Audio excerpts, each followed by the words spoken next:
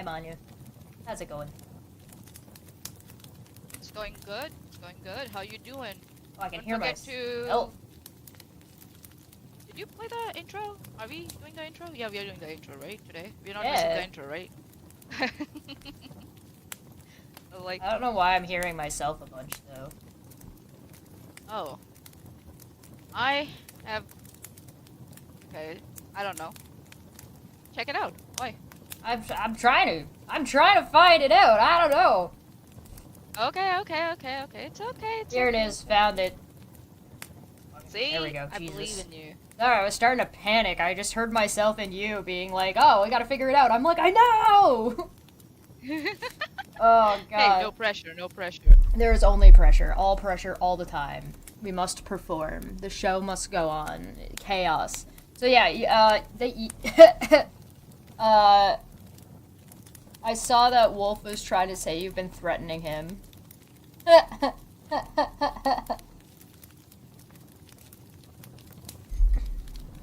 He's so pathetic. Yeah. He's all talk and no balls. My balls are bigger than his. Let's just say that. Your balls You are take bigger that and you also as keep a them threat. on. Your balls are bigger and you keep them on your chest. Yes. Hilarious. Yes. Like, dude, you were the one saying that you will fuck people up, and you know dare to them to turn up on your doorstep, and then you will fuck them up and beat them up and shit. He's trying to be like, "Yo, come at me, bro," and then like, no, don't come at me, bro. Please. How dare you come at me? Welcome back to DFF Friday. DFF Friday. DFF Friday. It's going to be fun.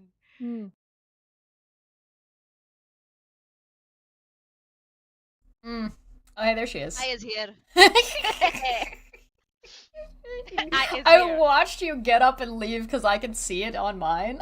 So I watched you get up and leave, and I was like, well, that's ending. Yabba dabba dabba dabba dabba dabba, said the monkey to the chimp. Forgot my medication. Oh, that's not a good thing to forget. Hi everybody, welcome back to Dumpec Friday. Today we're going to talk about the CASS report and dunk on bigots, because dunking on bigots is one of my favorite things to do. I've said in the past that I am not a very good advocate, but I am very good at shitting on dumbasses. So that's how I try to help the community. Yes. I tried to... I think Sachesh knows from the messages she saw in the Discord from last night. I was going through the CASS report. Yep. I went through the CASS report, and I was screaming in the messages. Like, what the fuck is this? I'm pretty sure I was asleep, and she was just, like, going off. Yeah, just very, like, what the fuck? Very funny. Very funny. It was...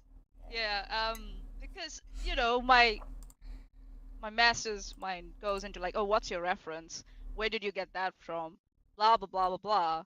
So, that's what I was looking into. And at first I thought they didn't have references, but they did have. But some of them I cannot access anymore. They're not available. I think so. I sent you a screenshot. Yeah. And then some of the references they gave said the opposite that what they were claiming of, or they would reword it to say, oh, you know, if the report said, yeah, you know, there are no negative side effects, there's nothing to say that there are any positive effects. Something to that effect. You know what I mean? Oh, so they're just trying to double speak. Double speak. Yes, exactly. And I was like, what are you doing?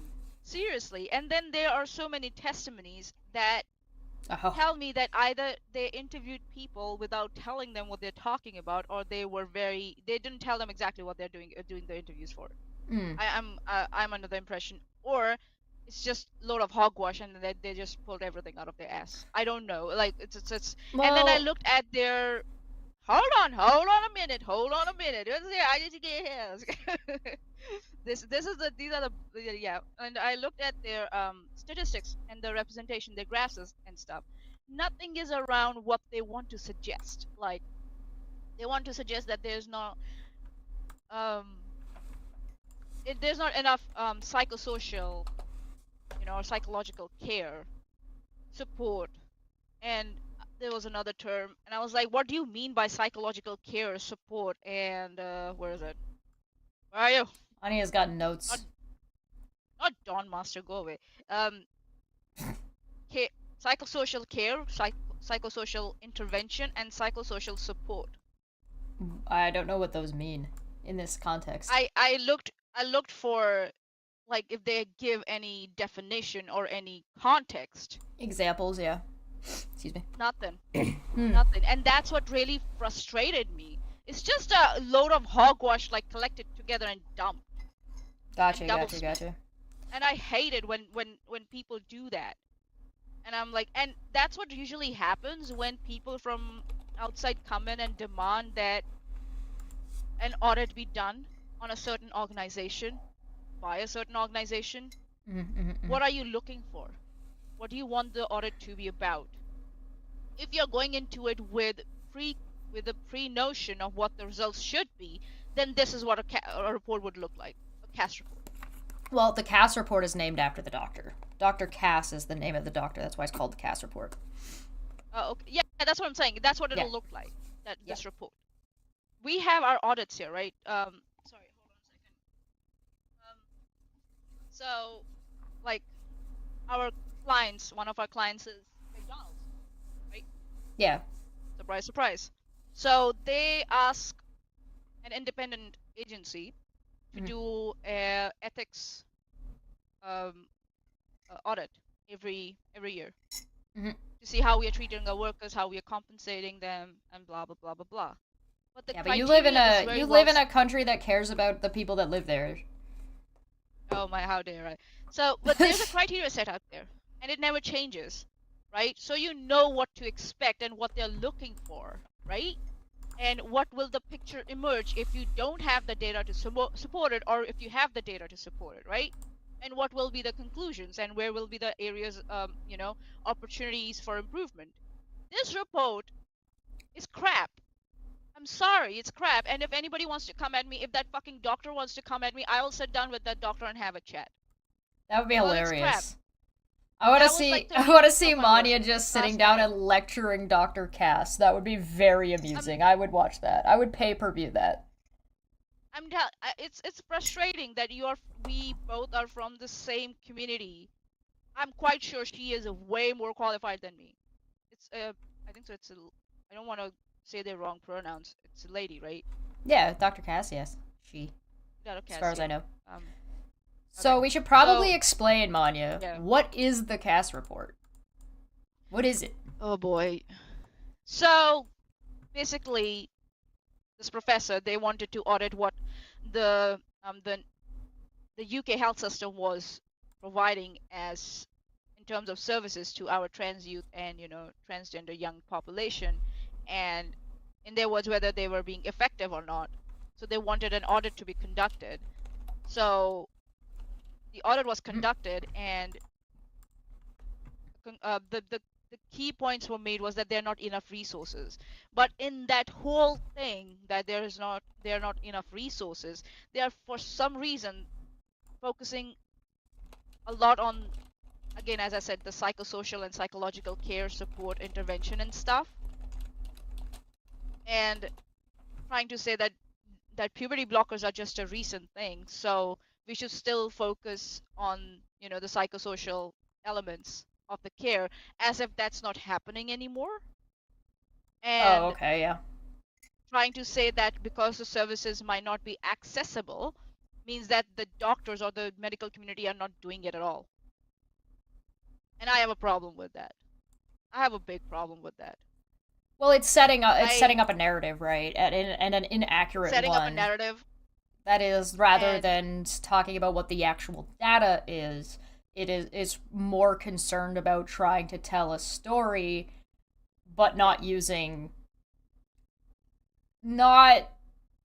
Some of the things that it says in a bubble sound fine.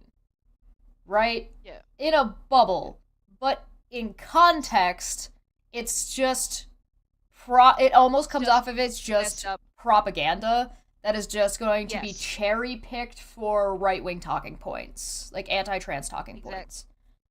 So one example I'll give you, I think so I gave it, I put it in the messages last night. It's at page 151 of the final CASS report. I'll just bring it up.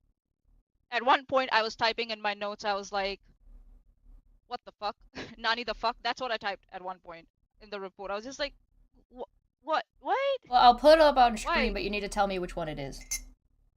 Yeah, so page 151, it's around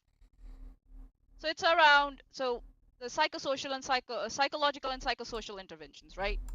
No, I don't want PDF to be no, go away. I don't want it to be my default app. Fuck off. I'm trying to work here, man. Okay. So at page 151. I think it's this one. Yeah. So it's at 11.7 point. Yeah, this is the one. So at 11.7 point, right? It says, hold on again. No formal science-based training in psychotherapy, psychology, or psychiatry teaches or advocates conversion therapy. If an individual were to carry out such practices, they would be acting outside of professional guidance, and this would be a matter for the relevant regulator. So my note says, looks like it's trying to interchange the term coercive conversion therapy imposed on the members of the LGBTQI plus communities to correct or revert by violating their autonomy, and they're trying to interchange that with the transition process that a transgender individual may follow or go through. So they're trying to interchange the word transition with conversion. Yes, and I have a big problem with it. That's fucked up. Wow, what a shitty thing to do. Because they don't specify what do they mean by conversion therapy. Again, they don't give me the glossary of words, and I'm so disappointed. I control F and I looked for it. What do you mean by conversion therapy? And if I do it again, let me do it again right now. Right? If I go for young there people are only 2 mentions of conversion therapy. That's it in the whole report, and I have nowhere to know, like, what do you mean by conversion therapy? And I'm so mad at because of that. Am I allowed to be mad? Yes, I'm allowed to be mad. Yeah. Like, naughty the fuck. Yeah, you're allowed to be mad. The next one. The reviews work with service users, parents, carers, and clinicians revealed a perceived gap in the provision for those who are exploring, questioning their gender identity and are unsure of what it means to them. The length of wait before seen for many young people are forced to undertake this exploration on their own. So my Manya's going 100 miles an hour right now. My question is, why is the gap there? Is there a lack of services or lack of study? I need a clarification. What do you mean by that? So Al's right. Before we move on, this conversion therapy bit is it's an equivocation. It's equating something to something that it's not actually equivalent to, as well as Feline made an interesting point about by stating up to relevant regulators, they open the door for conversion therapy as those indoctrination camps. Exactly. Yep. Exactly. And that's why I have a problem with this. I'm like, what the fuck are you talking about?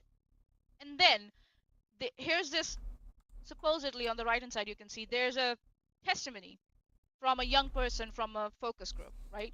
And they're saying my GP was fine with gender stuff, okay, but he was only willing to give me one diagnosis in my life. I can have more than one thing wrong with me. Many people do. There's also a link between ADHD, autism, gender stuff, but it all feels ignored. Like they just see my diagnosis for dysphoria and they refuse to see the rest. It doesn't feel like my other experiences are valid. Number one, a GP cannot diagnose you with gender dysphoria. A GP cannot give you that diagnosis. They will refer you to someone who might be able to give you that diagnosis. So, and in one area, this testimony is very particular, and in the other areas, it's very vague. It's like, oh, my GP was fine with the gender stuff, but there is also a link between ADHD, autism, and gender stuff, but it all feels ignored. This is very specific for me. And for this one, my note is like in reference to one. What's the link? Nikki, this is the report that was put out by Dr. CASS that reads that it reads basically like anti-trans propaganda for right-wingers in the UK. Yeah, but they don't. Yeah, but they don't. They're not saying that transgender youth shouldn't get the services. They're not getting the right services in the right way. Well, they're trying to there's a whole spiel in here where they talk about how anybody who wants to transition should be going through some kind of like psychoanalysis, which I think is what you brought up earlier. Psychosocial, psychosocial analysis, as if like it doesn't happen. As if that doesn't happen, and as if that's going to be done by the same people, and as if whether or not you have ADHD should limit your access to gender affirming care. That doesn't make any sense. This is again trying to incite the fact that neurodivergence can confuse trans youth and make them uncertain about their gender dysphoria or their views about how they recognize themselves as. That they're not in the right state of mind to make that decision for themselves. Mm-hmm. This is what it's trying to say. That neurodivergence, for some reason, makes the young people incompetent and incapable of recognizing which gender they can effectively recognize or, relate to. As if that's not something that reportedly the majority of the time is something that you're identifying by the time you're like 3 or 4. Yeah. And I have a You're starting to express. That. Yeah. And where did this come from? I want to know what's the reference. So Dr. Hilary Cass has submitted her final report and recommendations to the NHS England in her role as chair of the Independent Review of Gender Identity Services for Children and Young People. The review was commissioned by the NHS England to make recommendations on how to improve NHS gender identity services. Not limit, not remove, not restrict, improve. And ensure that children and young people who are questioning their identity or experiencing gender dysphoria receive a high standard of care that meets their needs in safe, holistic, and effective. The report describes what is known about the young people who are seeking NHS support around their gender identity and sets out the recommended clinical approach to care and support they should expect, the interventions that should be available, and how services should be organized across the country. It also makes recommendations on the quality improvement and research infrastructure required to ensure that the evidence base underpinning care is strengthened. In making her recommendations, Dr. Cass has had to rely on currently available evidence and think about how the NHS can respond safely, effectively, and compassionately, leaving some issues for wider social debate. So, is that what we see happening, Manya, surrounding this report? No. As I demonstrated, no. And I'm so disappointed. This was just one page I was going through. Mm-hmm. One page. And then I started looking into some of the references they had provided. And one of the references was not available, which was like masculinization and feminization, feminizing hormone interventions for adolescents with gender dysphoria incongruence by Taylor et al. It wasn't available. And the one that was available, let me see if I can click. I think so you have the link to it. Interventions to suppress puberty in adolescents experience gender dysphoria or incongruence, a systematic review.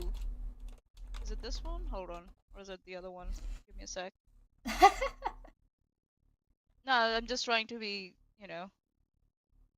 article abstract redirection. Okay, is that the one? No, that's not the one. My bad. Give me a sec. I'll look for it. I think you sent me the same one twice by accident. Yeah, sorry. My bad. A letter to children and young people. Oh boy. I read that too and I was just like, fuck me. Right, that's what it was. Yeah, I'll open you this go for one it. Yeah. real quick and we'll look at this. So this was from the interim report. This was from before the report actually came out. So this is Dr. Cass. And it says, let me just make sure this is easily visible for you guys. I got yeah, it. That's aight. That's aight. So it says, a letter to children and young people. Children and young people accessing NHS deserve safe, timely, and supportive services and clinical staff with training and expertise to meet their healthcare needs. Which, in a bubble, sounds reasonable. Yeah, people should have access to care that they need. Right? I think we all agree with that.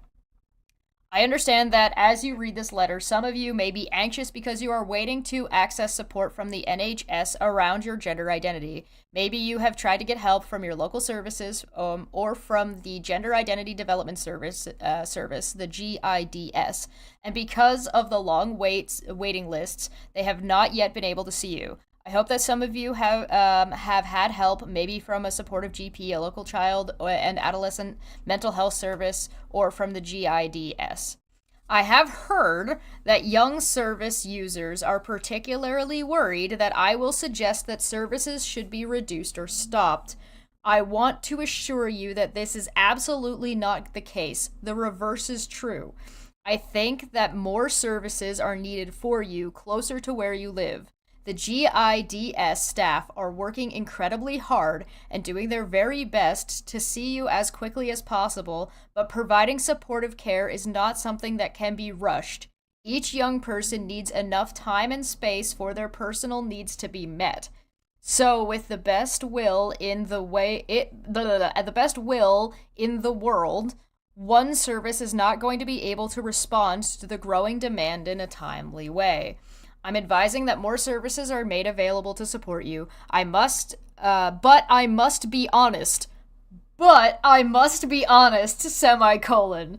This is not something that can happen overnight, and I can't come up with a solution that will fix the problems immediately. However, we do need to start now. The other topic that I know is worrying some of you is whether I will suggest that hormone treatment should be stopped. On this issue, I have to share my thoughts as a doctor. We know quite a bit about hormone treatments, but there is still a lot we don't know about the long-term effects. I can't hear you, Manya. I can't hear you, Manya. Yeah, I muted myself. Sorry, my bad.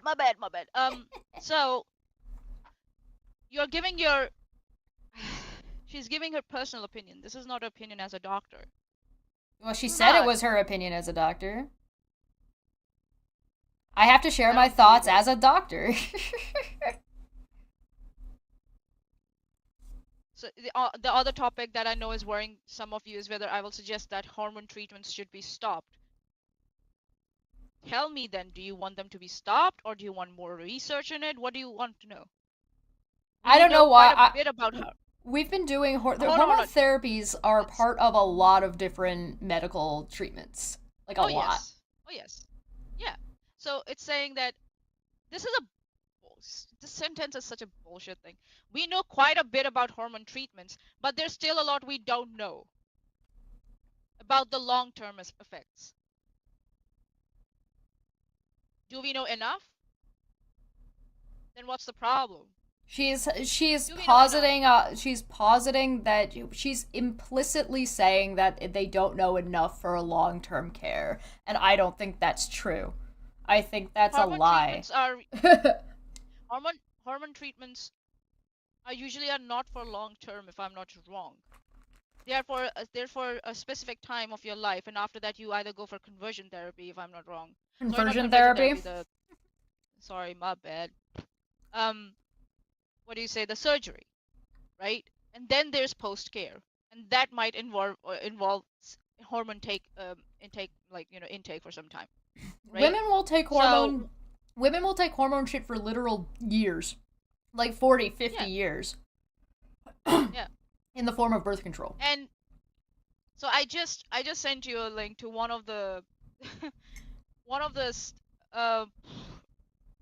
the references they mentioned. This was, if I may go about puberty suppression, and if I go back to the report, I'll tell you where exactly I found it, because I do my shit, right? It's here we go. So here we go. Not this one. Behavioral and emotional problems and depressive symptoms decreased while general functioning improved significantly during puberty suppression.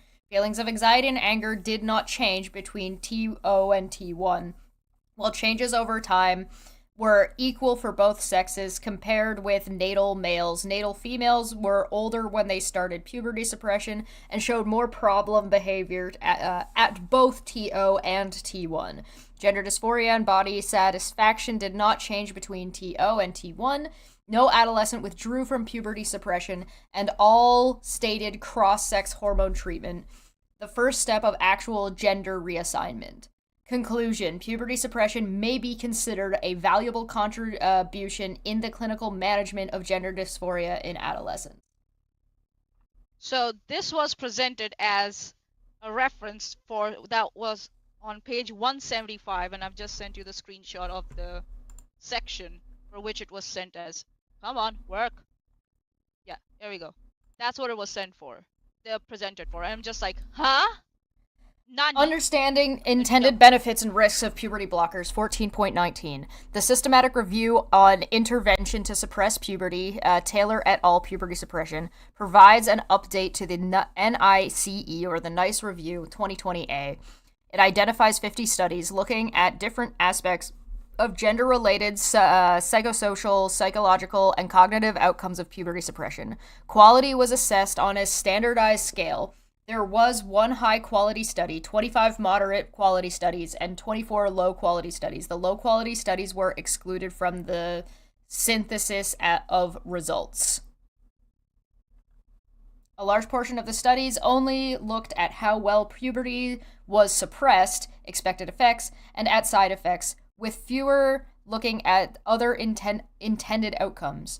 There was evidence from multiple studies that puberty suppression exerts its expected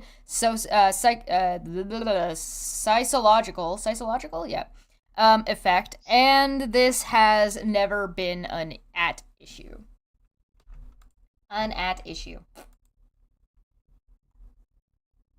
So, I'm like, what's the problem? What's the fucking problem? Good morning.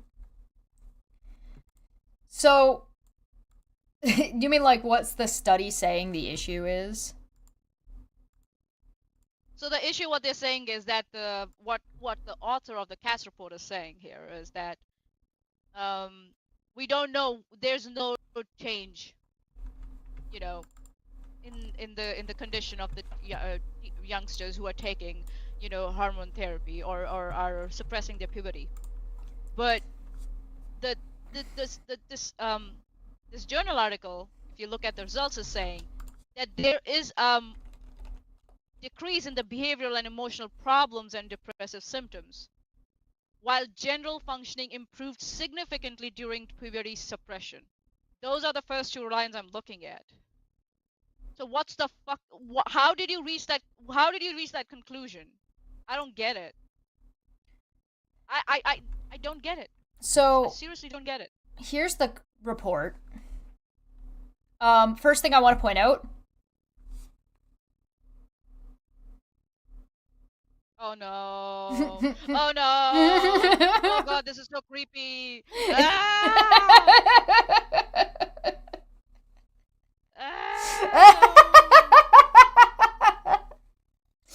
I don't want to look at it. I don't want to look at it. I don't want to look at it. No, no, no, no, no, no, no, no, no, no, no, no, no, no, no, no, no. Damn that conversion therapy, giving kids extra fingies. That's what I'm saying. That's what. You know, if that was in a university, if that was under a university review, what would happen?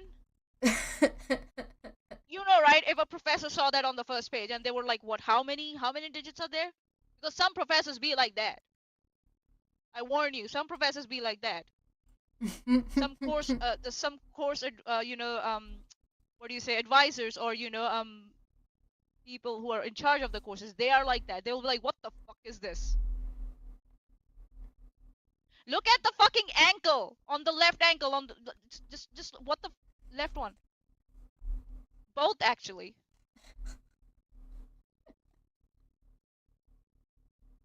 Madam Cass, we need to sit down and have a talk. We really need to sit down and have a talk. I need to look into her further, man. Who the fuck is she? Like, what?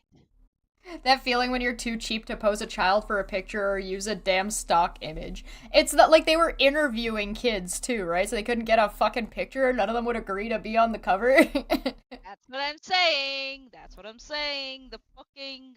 And then there's two blank testament. pages. Duh. Why are there two blank pages immediately?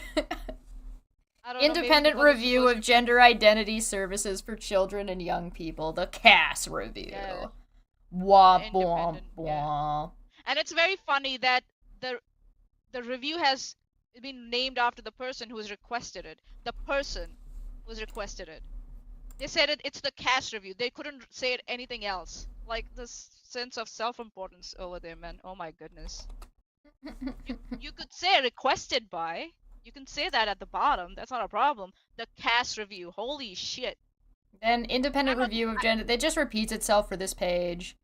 Then there's a copyright. Of course there's a copyright. Fuck. Then we've got our table of contents. Burn it.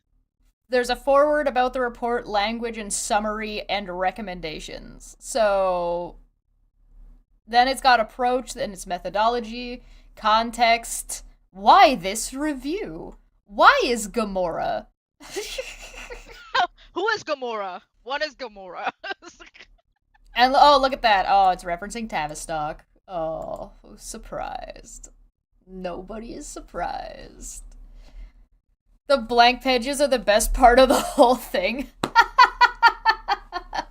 Listen, intrigued feline, tell me, am I wrong when I asked those questions when I looked at that one page of the fucking report?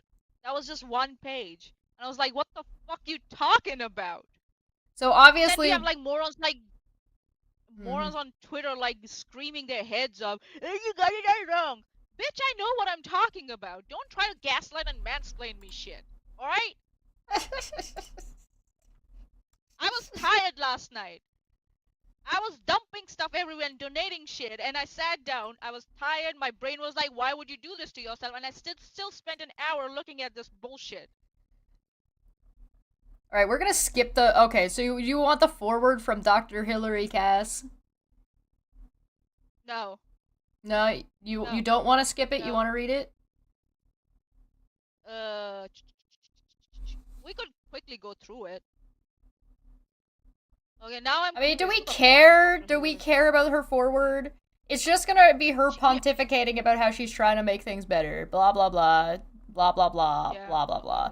That's kind of bold to have a foreword that's fucking 4 pages long. So, okay. I want to start at about this report. Hold on. Before we go, we need. Yeah. You need to do this. Listen, this might be a long Dumpback Friday, everyone, because this is ridiculous. It's absolutely ridiculous, and I refuse to leave it alone. I am offended as a fellow STEM female, student. Woman in STEM, a fellow woman in STEM. Monty, calm down. You're all over the place. No. How much coffee have you had? This is just one cup. This is no! Outrage. Oh this is pure no! White outrage.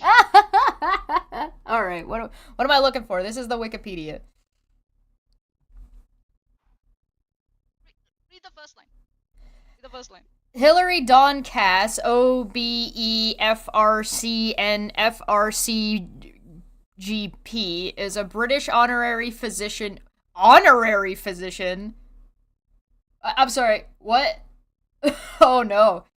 In pediatric disability at the Evelina Hospital, part of Guy's and St. Thomas's NHS Foundation Trust. Wait, how is she doing an independent report if she's part of the NHS? She requested another organization to do it, an outside organization to do it. And former president... That's the correct way to go about it. Because she's part of the NHS. So she needs to ask an independent organization to do it. But I thought she was the one doing the review. You could say that she was part of the process. So that's why it's like, was it even productive in the end? That she's still part of the yeah, I see what you mean by that. She was still part of the process, right? I don't. Okay, so here's the thing. This is what is raising a question for me, and maybe there's an answer, and I don't know the answer because like this is actually just me asking a legitimate question. I'm not trying to be sassy here. If she's part of the NHS and she requested the review and is the one putting the review forward and put it all together to then present it, how is it an independent review? It's not. It's not an independent review. So then why are they calling it? Report. But then why are they calling it an independent review? The independent review. It's not. No, okay, but that doesn't answer then why are they calling it that? I know. And that's why the review is not called the review, like, the name of the institution who did the review. Usually the reviews are called the institution that does it. For example, the SEDEX audit that we have, the ethical, audit that we have, it's called a SEDEX audit because it's done and provided by the service who does it for McDonald's, right? That's why it's called that particular audit. It is literally. It's not called the McDonald's audit. It's not called if you don't get distracted by the AI child. Independent review. It's even bolded. Like, they're pushing really hard that this is an independent review, and I don't offended. I don't see how that could be the case. I need to sit down with this lady and have a chat. This is not fair. This is am I missing something? Am I seriously missing something? That's what I'm trying to figure out. Like, is that just me being wrong? Do I just actually not understand? Because, like, how could you possibly have... And her early life and education. Hilary Cass completed her early education in the City of London School for Girls. That's fine. She studied at the Royal Free Hospital Medical School, graduating with a degree in medicine in 1982. All right? Wait, where are you at? Oh, okay, here we go. Prior day appointment. Cass... Huh? What? I'm just trying to follow along. You jumped ahead. How do you slow down? Yeah. You're all over the place. Yeah. I'm sorry, this is outrageous.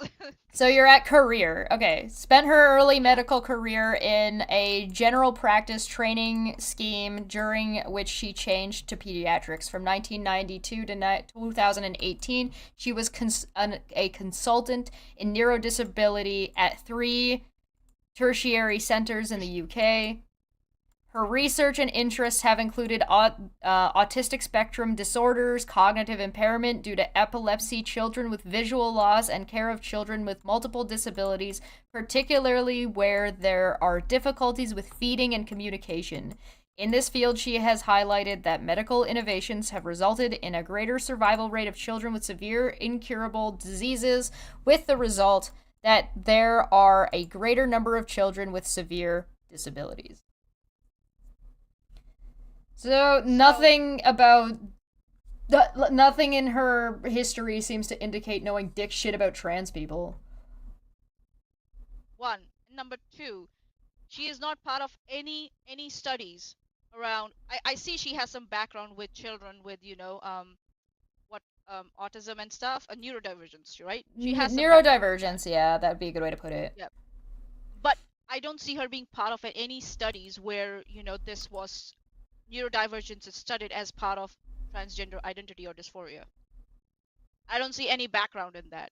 But she's trying to insist that there's a connection there in her report, and that it should be that because of that, whatever care is being provided right now needs to be quote unquote improved. And that's what I'm saying. I am offended. I am offended. I have every right to be offended. I wouldn't dare to sit down and... Doesn't exist. Page doesn't exist. September of 2020, CASS accepted an appointment to lead the independent CASS review for the NHS. Then it's not independent. She's part of the NHS, and she was appointed by the NHS for the independent review of the NHS. I don't understand how this is an independent... I'm missing something. I have to be missing something. This looks like this whole situation looks like a knee-jerk reaction to a little criticism that NHS might have received around their services for gender and gender identity, the gender identity services for children and young people. This is what it looks like. Someone criticized them, or maybe a politician, someone, and they just went into this damage control mode and say, oh yeah, we'll get an independent review done. Here's the doctor we have assigned and blah, blah, blah, blah, blah. And this is what we get. This is the crap we get. What are our honors and awards? Let's have a look at honors and awards. Appointed an office. Yeah, go ahead. Officer of the Order of the British Empire in the 2015 New Year Honours for Services to Child Health. In the same year, Royal College of Nursing awarded her an honorary fellowship, and following year she received one from Royal College of General Practitioners. That's general practitioners, all right? And then, what was it? The College of Nursing. Can we have a look at it? The Officer of the Order of the British Empire. What the hell is that? First one. British Order for Chivalry, providing contemporary arts and sciences, work with charitable welfare organization and public service outside the civil service. It was established, blah, blah, blah, blah, blah. Okay, cool. Just to look at real quick at what Wikipedia says about the CASS review. September 2022 accepted the appointment, blah, blah, blah. The interim report, which caused a whole bunch of hullabaloo. A whole bunch of hullabaloo. The interim report of the CASS review was published in March of 2022. It said that the rise in referrals had led to the staff being overwhelmed, which is what we talked about last time we talked about the interim review, and recommended the creation of a network of regional hubs to provide care and support to young people, which is the thing that we said when we reviewed it. The report noted that the clinical approach used by the Gender Identity Development Services, quote, has not been subject to some of the usual control measures, end quote, typically applied with new treatments, and raised concerns about the lack of data collection by GIDS. The recommendations resulted in the closure of the GIDS. The final report was published on the 10th of April, 2024. That was the one that was we talked about when Tavistock was being closed, so that way they could open up multiple ones in various regions. Cass said after the publication of the review that she had received vile emails and that she was not traveling by public transport after receiving security advice. She also said that she would not participate in forthcoming review of adult gender clinics. In May of 2024, she made her first U.S. media interview on WBUR-FM's On Point, whom she told, quote, the evidence was disappointingly poor. According to the New York Times, she said that the U.S. doctors were out of date on gender care. Madam, I don't think so. You have any authority to say that. I'm sorry. No. No. Massachusetts. Public radio station in the United States. That's what I'm saying. Our channel might be small, and we might not have a lot of following, and I might just only have a master's in engineering, but even when I read that, I see bullshit. Anyone can see bullshit. And for people to out there just sit there and just blindly believe or interpret this whole report, people who have no history in research, no experience in research, nada, are trying to tell me that I'm wrong at what I looked at. I looked at one page and that's what I got out of that. Fuck you. Fuck you. Yeah, John, I'm talking to you. Fuck you, moron. About this report, the independent review of gender identity services for children and young people commissioned by the NHS England to make recommendations on the questions relating to the provision of these services as set out in terms of reference. The review has been forward-looking. Its role was to consider how the current clinical approach and service model should be improved. In order to do this, it has been necessary to understand the current landscape and why change is needed so that any further model addresses existing challenges. This report is primarily for the commissioners and providers of services for children and young people needing support around their gender. However, because of the wide interest in this topic, effort has been made to make it as accessible as possible while also representing the data, which are sometimes detailed and complex. The Nah, it's not that complex. The review is cognizant of the broader cultural and social debates relating to the rights of transgender people. It is not the role of the review to take any position on the beliefs that underpin these debates. Rather, this review is strictly focused on the clinical services provided to children and young people who seek help from the NHS to resolve their gender-related distress. It's funny, like, how they have, like, again, they have, like, equated, if I'm not wrong, that's what Athens said, the term gender dysphoria with distress. Dysphoria is not necessary distress. Yeah. Dysphoria is not necessary distress. So, again, I have a problem. I have a huge problem with this report. And also, there was another thing. The whole issue about, oh, don't look at the data. Let me explain to you what the data is, because it's too complex. Nah, lady, it's not that complex. I had a look at it. Like, it's not complex. Hold on a minute. What the fuck?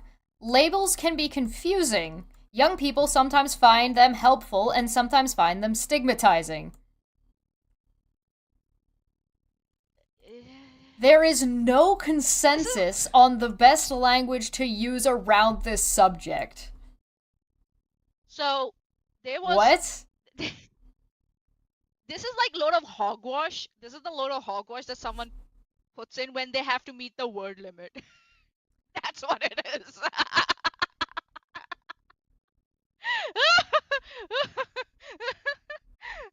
I'm not laughing at the kids who find this, the term stigmatizing or helpful.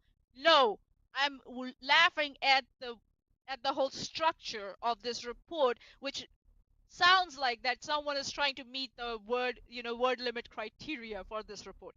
That's what it sounds like, because it's like, yeah, this is also there and this is also there. And what labels are you talking about?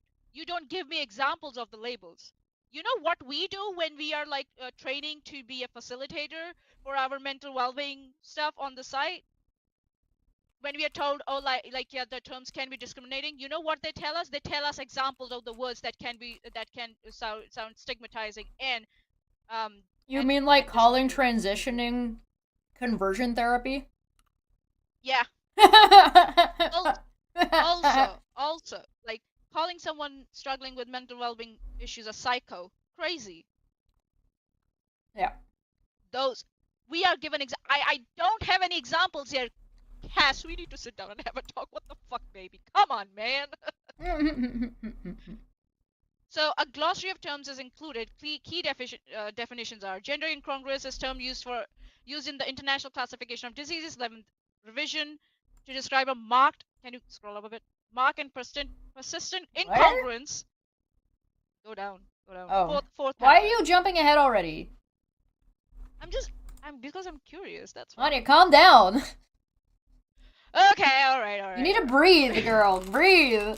Woo! I understand that this CASS report is triggering, but you gotta chill.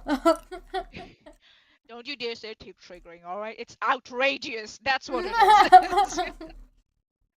I even looked at the statistics that they were providing. Nowhere, so they're trying to say that there are no psychosocial services available. But we haven't even gotten there yet.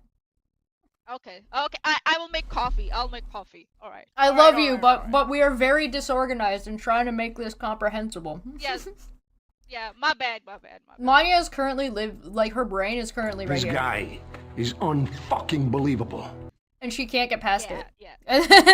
Yes. I'm so sorry, guys. I'm so sorry. No, you're good. You don't have to apologize. I'm just letting you know, though, we're never gonna get anywhere if you keep jumping to different spots. It's gonna confuse people. Yeah, no. It's my fucking mind, it starts reading shit. I'm like, ooh, what's that? Ooh, what's that? It goes like, ooh, what's that? What's that? And then I end up jumping ahead. I'm so sorry. All right. I'm gonna go ahead and call out that this idea that there is no consensus on the best language to use around the subject is wishy-washy bullshit language. Right? Yeah. Best language doesn't exist. You can debate about semantics and which types of words should be used when, but none of them are going to ever be the best for everybody in a consensus. That's not going to happen. But there are words that are stigmatizing and problematic, and they're just trying to skirt around to say, like, oh yeah, but there's no blah blah blah. Bullshit. The language surrounding this area has also changed rapidly, and young people have developed varied ways of describing their experiences using different terms and constructs that are relevant to them. The review tries as far as possible to use language and terms that are respectful and acknowledge diversity, but that also accurately describes the complexity of what we are trying to articulate. I haven't heard anything yet. The terms may not always feel right to some. Nevertheless, it is an important emphasis on It is important to emphasize that the language used is not an indication of the position being taken in the review. A glossary of terms is included. The key definitions are gender incongruence, gender dysphoria, dysphoria again. They're giving two references. They're saying that I have two references for that particular definition. I think that was just ongoing. Within the report, we use the term gender incongruence as defined above and gender-related distress to describe the feelings that commonly arise or intensify during puberty and lead to a young person seeking help from the NHS. The term child is used to refer to a pre-pubertal children and young people to refer to under 18 who have entered puberty. The report also refers to adolescents when discussing stages of brain development, and both adolescents and youths, where the study describes uses these terms. Young adults refers to those between the ages of 18 and 30. Are we seriously calling 25-year-olds young adults now still? God, we've shifted. But damn. Does she give any... Hold on. Does she give any references for that? No. No. Yeah. During the lifetime of the review, the term trans has moved from being a quite narrow definition to be applied as an umbrella term to a broader spectrum of gender diversity. The report uses transgender to describe binary transgender individuals and non-binary for those who do not have a traditional gender binary of male or female. The term gender traditional gender norms and what the fuck? Sorry, the term gender non-conforming is used to... I skipped a line. While I was reading, I skipped from this line to this line. The term gender non-conforming is used to describe those individuals who do not choose to conform to traditional gender norms, and gender questioning as a broader term that might describe children and young people who are in the process of understanding their gender identity. The term trans is used as the umbrella term. Ugh, God, alright. Summary and recommendations. Yeah, what? Go back to it, please. 1 minute. Can you scroll back up? So, I just said umbrella term. Which this paragraph? Is where I just was. Yeah. I just ended this paragraph. So during the lifetime, the term has... So during the lifetime of the review, they're showing the evolution of the word trans. And what they've done is, oh no, we don't use the term trans as a narrow term. We have now brought in other people, including members of LGBTQIA+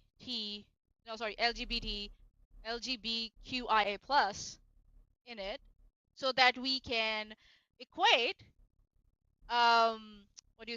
gender transition with conversion therapy.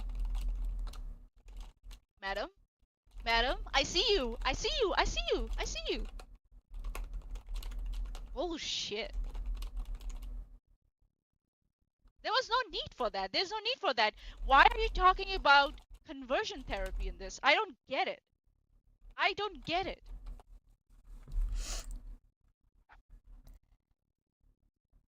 Summary and recommendations.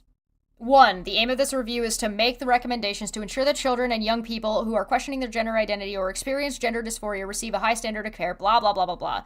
Yet, from the start, the review stepped into an arena where there were strong and widely divergent opinions unsupported by antiquated evidence.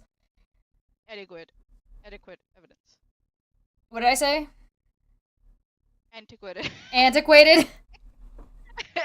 I can't read. Chesh's brain is also like... Adequate evidence. Okay. Alright.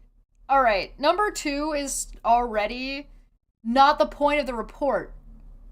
If the report is to review what the data in the medical field says and how to improve, then that's what it should be focusing on. Why the fuck is number 2 about people on Twitter are mad? that should have been put in a separate section of what's the cultural. Well, it's talking about, like, it's putting this really high on the priority, right? This is number 2. Why are you... This shouldn't be part of recommendations. This should be part of observation. Summary and recommendations, of an observation. Yeah, so it could be part, but I don't know where the summary starts and where the recommendations start, if I'm not wrong. Is this is a summary? Is that what you're trying to say? This is the summary and recommendations. So this is a summary. This is part of the summary. So I don't know if arena is a good word to use here. No. The review stepped into an arena like it's a fight, like the review is here to gladiatory fight. Like, what are you talking about? Yeah. Also, this idea of there were strong and widely divergent opinions unsupported by adequate evidence. Where in which okay, there are no testimonies from the medical community. So where did you get that idea from? The surrounding... Did you get personal testimonies? The surrounding noise and increasingly toxic, ideological, and polarized public debate has made the work of the review significantly harder. I wonder why. And does nothing to serve the children and young people who may already be subject to significant minority stress. So the noise and the increasingly toxic so you're saying that public debate does nothing? Or even polarized public debate, it does nothing? To serve the children and young people? Are you fucking kidding me? Then why is this CASS report here? Baka? So here's the thing, right? Ideological. Increasingly toxic ideological and polarized public debate has made the work of the review significantly harder. Why? You're supposed to be reviewing medical data. What does people arguing on Twitter have to do with your fucking collection and review of goddamn medical data?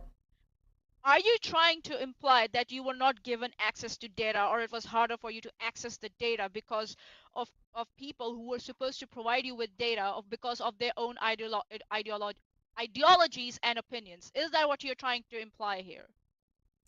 This reads to me, the way this reads to me is, don't criticize us or the way we've done this because that's not good for the children. Think of the children.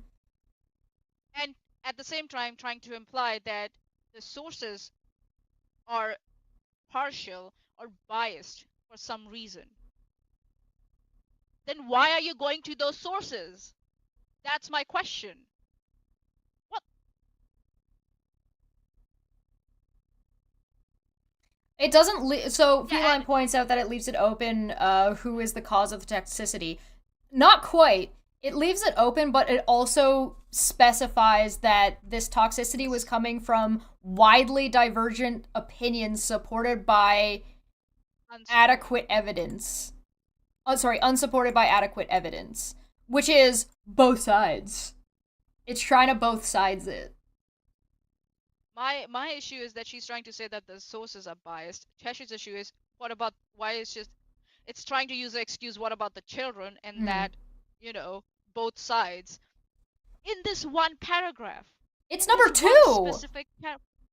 Yeah, And if it's this just was one like paragraph. This is a buried itty-bitty somewhere paragraph. else, I'd probably be like, okay, whatever, that's dumb. But why is this number 2? It's right at the beginning. Oh, Alex Markle. That's a very good point, man. Alex Markle from the live chat. Mane, it's worse than that. She excluded research from the review because it didn't meet the standards she was looking for and never defined what that meant. Oh, goody. Brilliant. Fucking brilliant. Oh my god. There are conflicting People views. are mad. Sorry. I'll say I have heard like bigger YouTubers talk about it, and anyone who has criticized this report has been called as woke or like being too specific or being too polarized. No, it's not. From the view of the the educational and the research community, this is a very poor written report, and that's why we are mad. This is not what we expect. It's because it's a poorly written. Expect. It's a poorly written report in that it's it's poorly written on purpose as a dog whistle, so it can be utilized and weaponized against trans people. Yeah, that's the problem. So all the other creators who are trying to say that people are being too specific and getting lost in the sauce. No, we are not getting lost in the sauce. This is offensive for the research community because this is not how you do shit. It's so bad. And that's why I'm questioning Dr. CASS. That's why I went back and I wanted to check what her credentials are.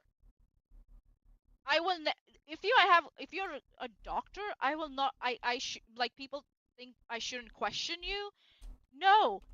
Now is the time. We have like Jordan Peterson's out there with with qualifications and licenses saying bullshit that he may not have soon. Now, yeah, so that's why we need to put everything now that comes out that tries to create an atmosphere of uncertainty, especially around medical care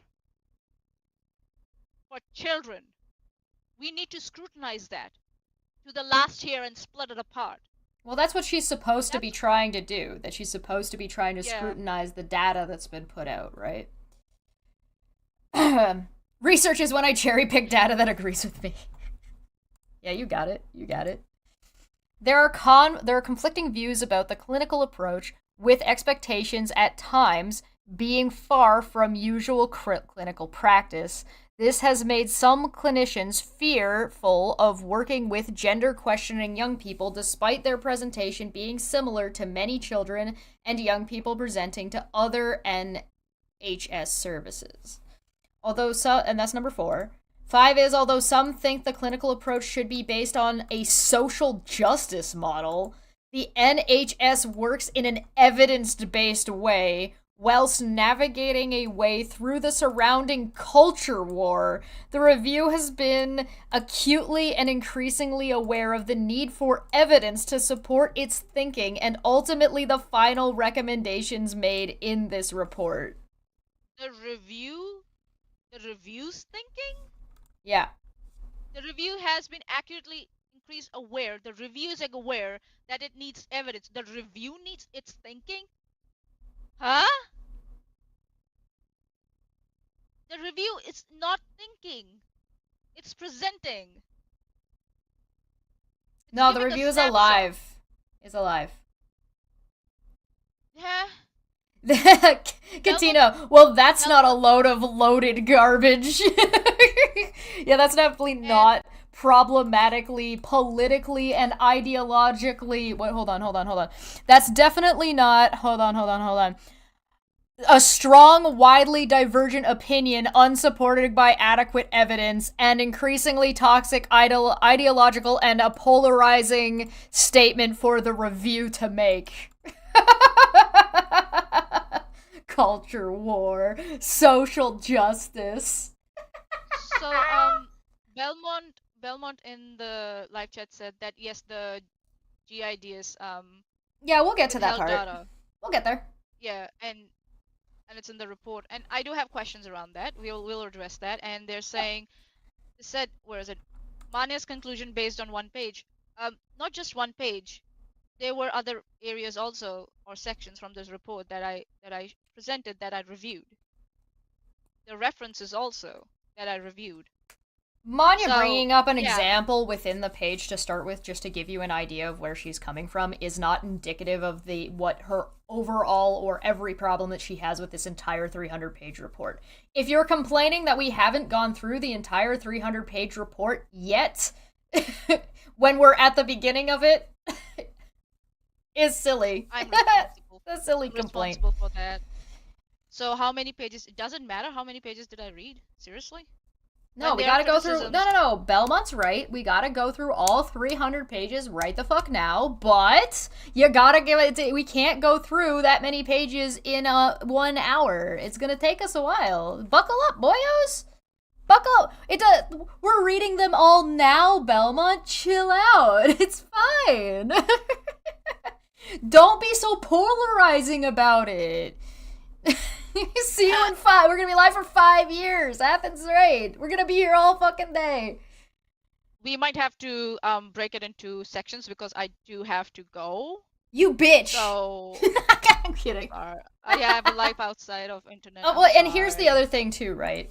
If you wanted to be a dick about it, right? Like, if you wanted to be a dick, you could take this report and you can go, all right, we're going to read through this, and I'm going to throw it out when it shows too much bias. And you set a standard for what too much bias looks like. So if you say, hey, okay, too much bias is going to come in if the report starts politicizing or is talking about politics, when its report is supposed to be about the data of childhood care. Which means that I can stop reading this report in number 2 and at number 5. Definitely at number 5. Because number 5 is taking the entire issue and politicizing it. It's not, I can't, now it is demonstrated that it has a horrendous bias regardless. Regardless of what side of the fence I'm on, this is already demonstrating that it has a direction that it's trying to go in and a narrative that it wants to put forward. So, if you set that kind of standard for yourself with any type of report that you're reading, you can say, listen, some bias, as long as it acknowledges that it has the bias, you can be like, okay, nope, we're going to shelve that. Or you can say, nope, that's too much for me. And that's a personal decision. That's a decision that you make for yourself, right? Obviously, we're going to look at more of it. We're not just going to stop at number 5, even though I'm like, well, I can just throw out this entire report now, because, like, it's clearly has an agenda, you know what I mean? This isn't data-driven, it's political, it's ideological driven, right? And that was without us we didn't even read her fucking excerpt. I did. I burnt my brain doing that. Well, we skipped it just for the sake of the show, just to keep we skipped it. Moving on. Yeah. Alright, so let's see. Number 6 is, when the review started, the evidence base, particularly in relation to the use of puberty blockers and masculinizing/feminizing hormones, had already been shown to be weak. Well, that's a fucking lie.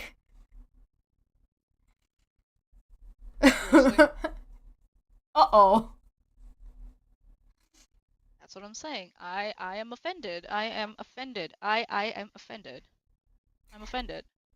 There was and remains a lot of misinformation easily accessible online, with opposing sides of the debate pointing to research to justify a position regardless of the quality of the studies.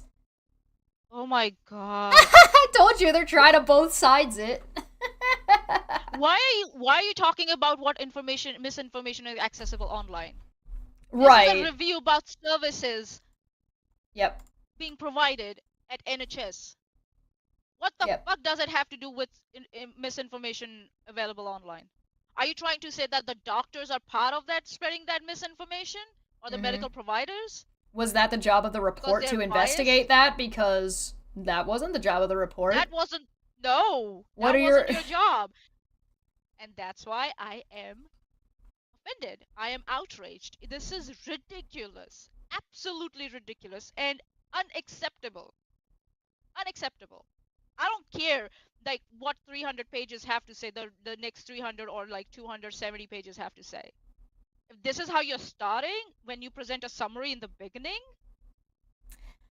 To scrutinize the existing evidence, the review commissioned a robust and independent evidence review and research program from the University of York to inform its recommendations and remained cautious in its advice whilst awaiting the findings.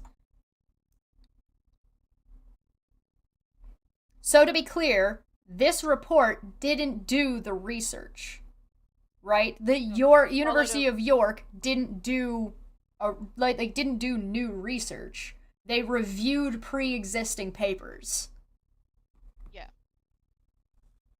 The University of York's program of work has shown that there continues to be a lack of high-quality evidence in this area, and disappointingly, as will become clear in this report, attempts to improve the evidence base have been thwarted by a lack of cooperation from the adult gender services. I have a problem. What do you mean by high quality? Well, yeah, we have to get to... I'm assuming that somewhere in here there's going to be some kind of explanation of what the standard of evidence is supposed to be, because we actually have a lot of evidence about all of this. Like, it's not... None of this stuff is new. Like they said earlier about the hormone treatments, right? It's like, well, we don't know about hormone treatments long term. Yes, we fucking do! They're used for a lot of things. Treatment for thyroid, right? Like, there's so many treatments that utilize hormones specifically, either masculinizing hormones or feminizing hormones, i.e. testosterone, which is used in a lot of shit. Testosterone is in a lot of fucking things. So it's very silly to me to say, oh, we don't know the long-term effects of testosterone. Yes, we do! What do you mean? You okay, Manya? This sentence, to improve the evidence base, have been thwarted by a lack of cooperation from the adult gender services. Are you So this review, is it about the overall services, is it? The NHS services for It's supposed to be about the overall services directed specifically for children and youth, not about the adults. But apparently the adult gender services decided to, like, be Dr. Evil and be like, you can't have our information. So the adults, I think, so according to this report, is above 25 years of age, right? Why do you need that info? Because it's supposed to be about the care and services. The only way, like, I can see you wanting that data would be to say that we don't know what the effects are long term, so here's some examples of the evidence that we do have about it being long term, probably if I'll say maybe what they might have been trying to show, that there were adults that were tracked from their young age to the adulthood of, this whole transition journey, and of taking puberty blockers and and transitioning and stuff. So maybe they wanted to show data in that regard. Is half of the world's population not enough to know what testosterone does?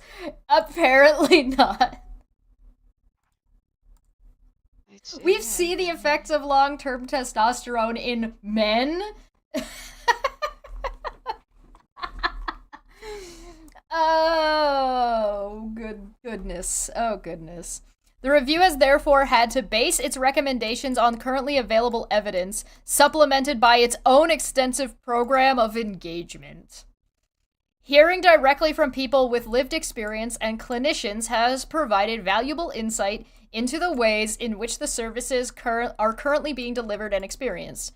This has contributed to the review's understanding of the positive experience of living as a trans or gender diverse person, as well as the uncertainties, complexities, and challenges faced by children, young people, their families, and carers, and those working in and around services trying to support them. The report is organized in 5 parts: the approach, the context, the understanding, the clinical approach, the service model, and that's it. At the end of this review, while there is still uncertainty, the following remains true. There are children and young people, families and carers, all trying to make sense of their individual situations, often dealing with considerable challenges and upheaval. Upheaval? I mean, if you took this out, I'd be like, yeah, you just said the most obvious shit on the planet, like, no fucking duh. But what upheaval? I don't know what that means in context. There are children and young people, families and carers all trying to make sense of their individual situations, often dealing with considerable challenges. Upheaval of what? I don't know, their lives? Upheaval of what? I don't know. I don't know what that means in this context. Can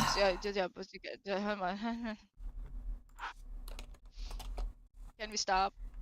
The length of... Are we done already? You giving up already? The length of the waiting list to access gender services has significant implications for the population as NHS services delivery. Yeah, wait times suck. Get better wait times. You know how you have better wait times? Giving more accessibility around the world. Good job, everybody. Generalizations about children and young people questioning their gender identity or experiencing gender dysphoria are unhelpful. People are individuals. That's a fair thing to say. That's a fair thing to say. I'm suspicious. I'm a little bit suspicious of this sentence. And the reason I'm a little bit suspicious of this sentence is because they're trying to undermine the evidence that exists. And the evidence that exists has to exist in generalities. It literally has to. And now it's complaining about it. If you do a study, you have to focus on the general treatments and how things are going overall, which is the intention of the report. So is it not odd for the report to then say generalizations in practice are bad?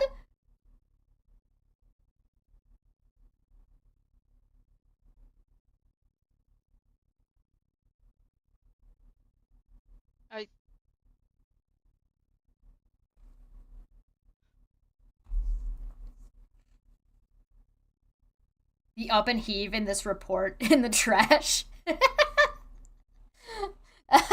Throw it in the trash can. Are you alright, Manya? Are you okay? I'm interested in... I'm having a conversation with Belmont on the live chat. Do you want me to give Belmont a link to come in and have a conversation? I have a free... I have an open audio if he wants to come in. Or if they want to come in. Yeah, that will be actually brilliant because, like, typing again and again, it's like, I might miss a few points also here. It's distracting you from the show. Belmont, you want to come in? Yes, I'll give you a link. You can have your conversation a lot easier. If you throw it in the trash, it'll turn the trash pandas gay. Oh no! I think this is questionable in this context. Young people's sense of identity is not always fixed and may evolve over time. There should... Well, yeah, but that's not... If you go ahead and you change from talking about gender identity to just talking about identity as a whole, then yeah. And it's not even, like, just young people. That's, like, older people, There's a reason. Too. Like, that's silly. There's a reason the word gender identity has not been used. Right. Identity has been used. Yeah, they flip-flopping the language around.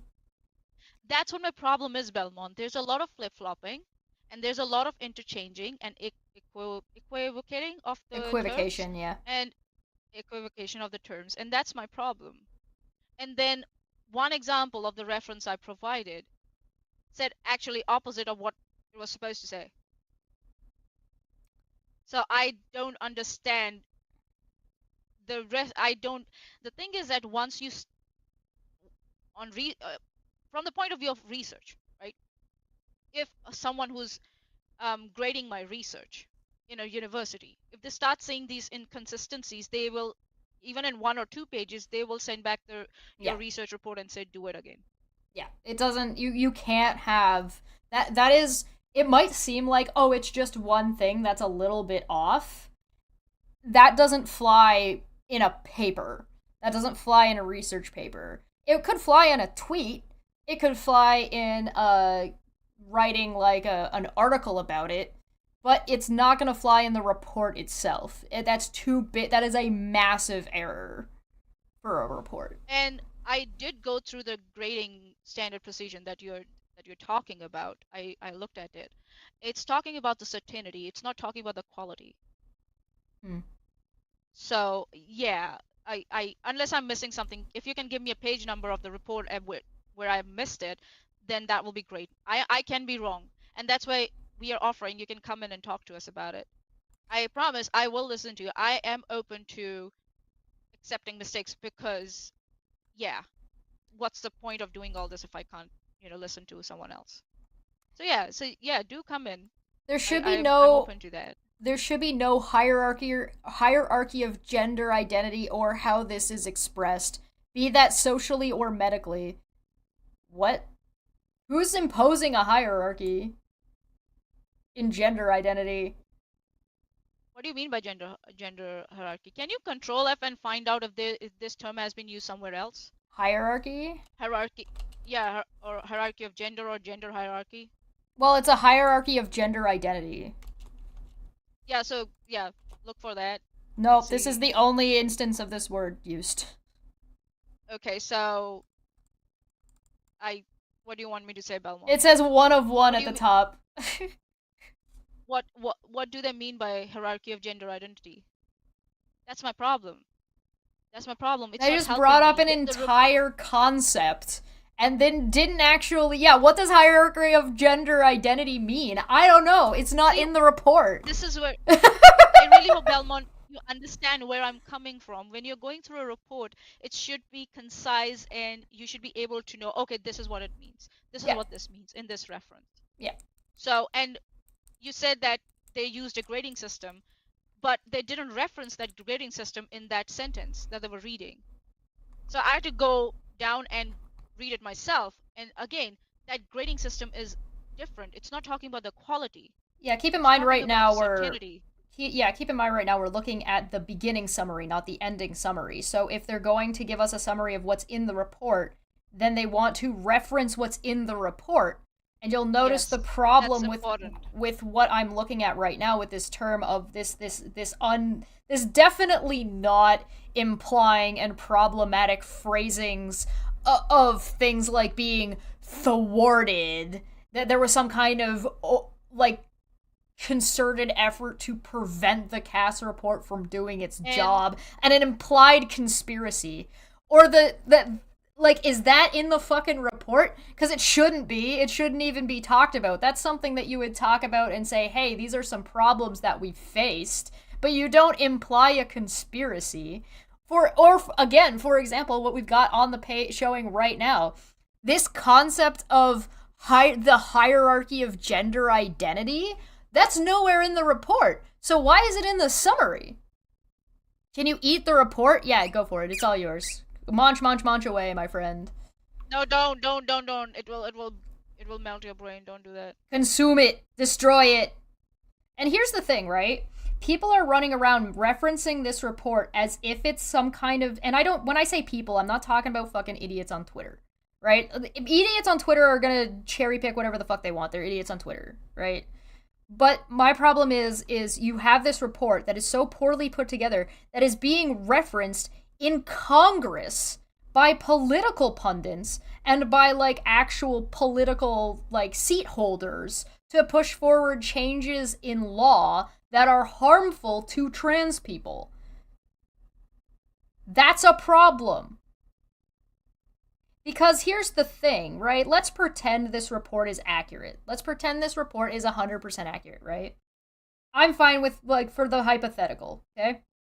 If we pretend that this report is accurate, and the report is 100% right, it's like the care isn't good, we shouldn't give, medically, we should never give children puberty blockers, blah, blah, blah, here's why it's harmful for them in the long term, because they're more likely to develop some kind of cancer or something like that. Let's just pretend that that's the case.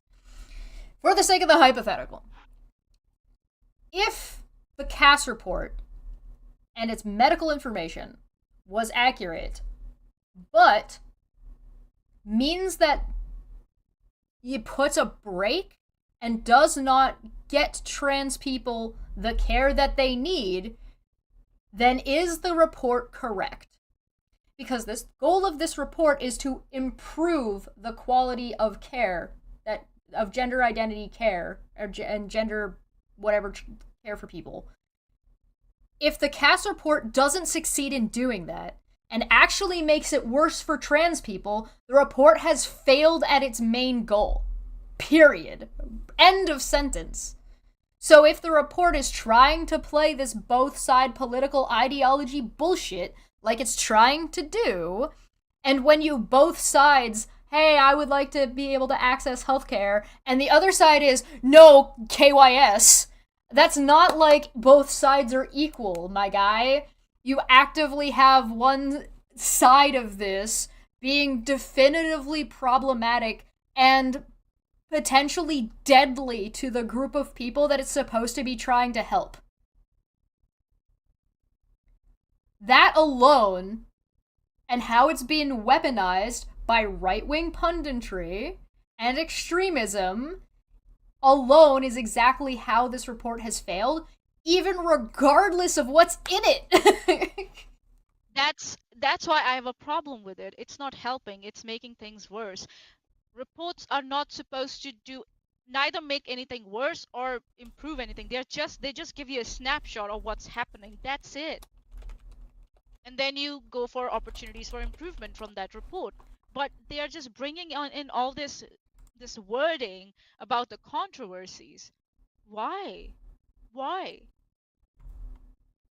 I and that's why I'm outraged.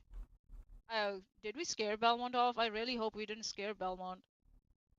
No, he might have. Come back, man. No, he's right there. Oh, no, here he is. Okay. 12:20. Alright, so before we jump to 12:20, nobody should feel they need to invalidate their own experience for fear it reflects badly on other identities and choices. Then people should stop weaponizing one person's experience against somebody else. That's a social problem. That's like somebody saying they transitioned, they regret transitioning, and now they're advocating that other trans people shouldn't get gender identity care. Yeah. While some young people may feel an urgency to transition, young adults looking back at their younger selves would often advise slowing down.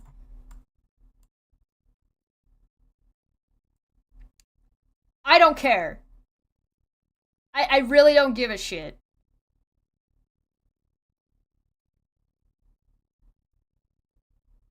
I don't care what they would advise. That's not up to them. That's up to the caregivers and the parents and the children. This is meaningless. So.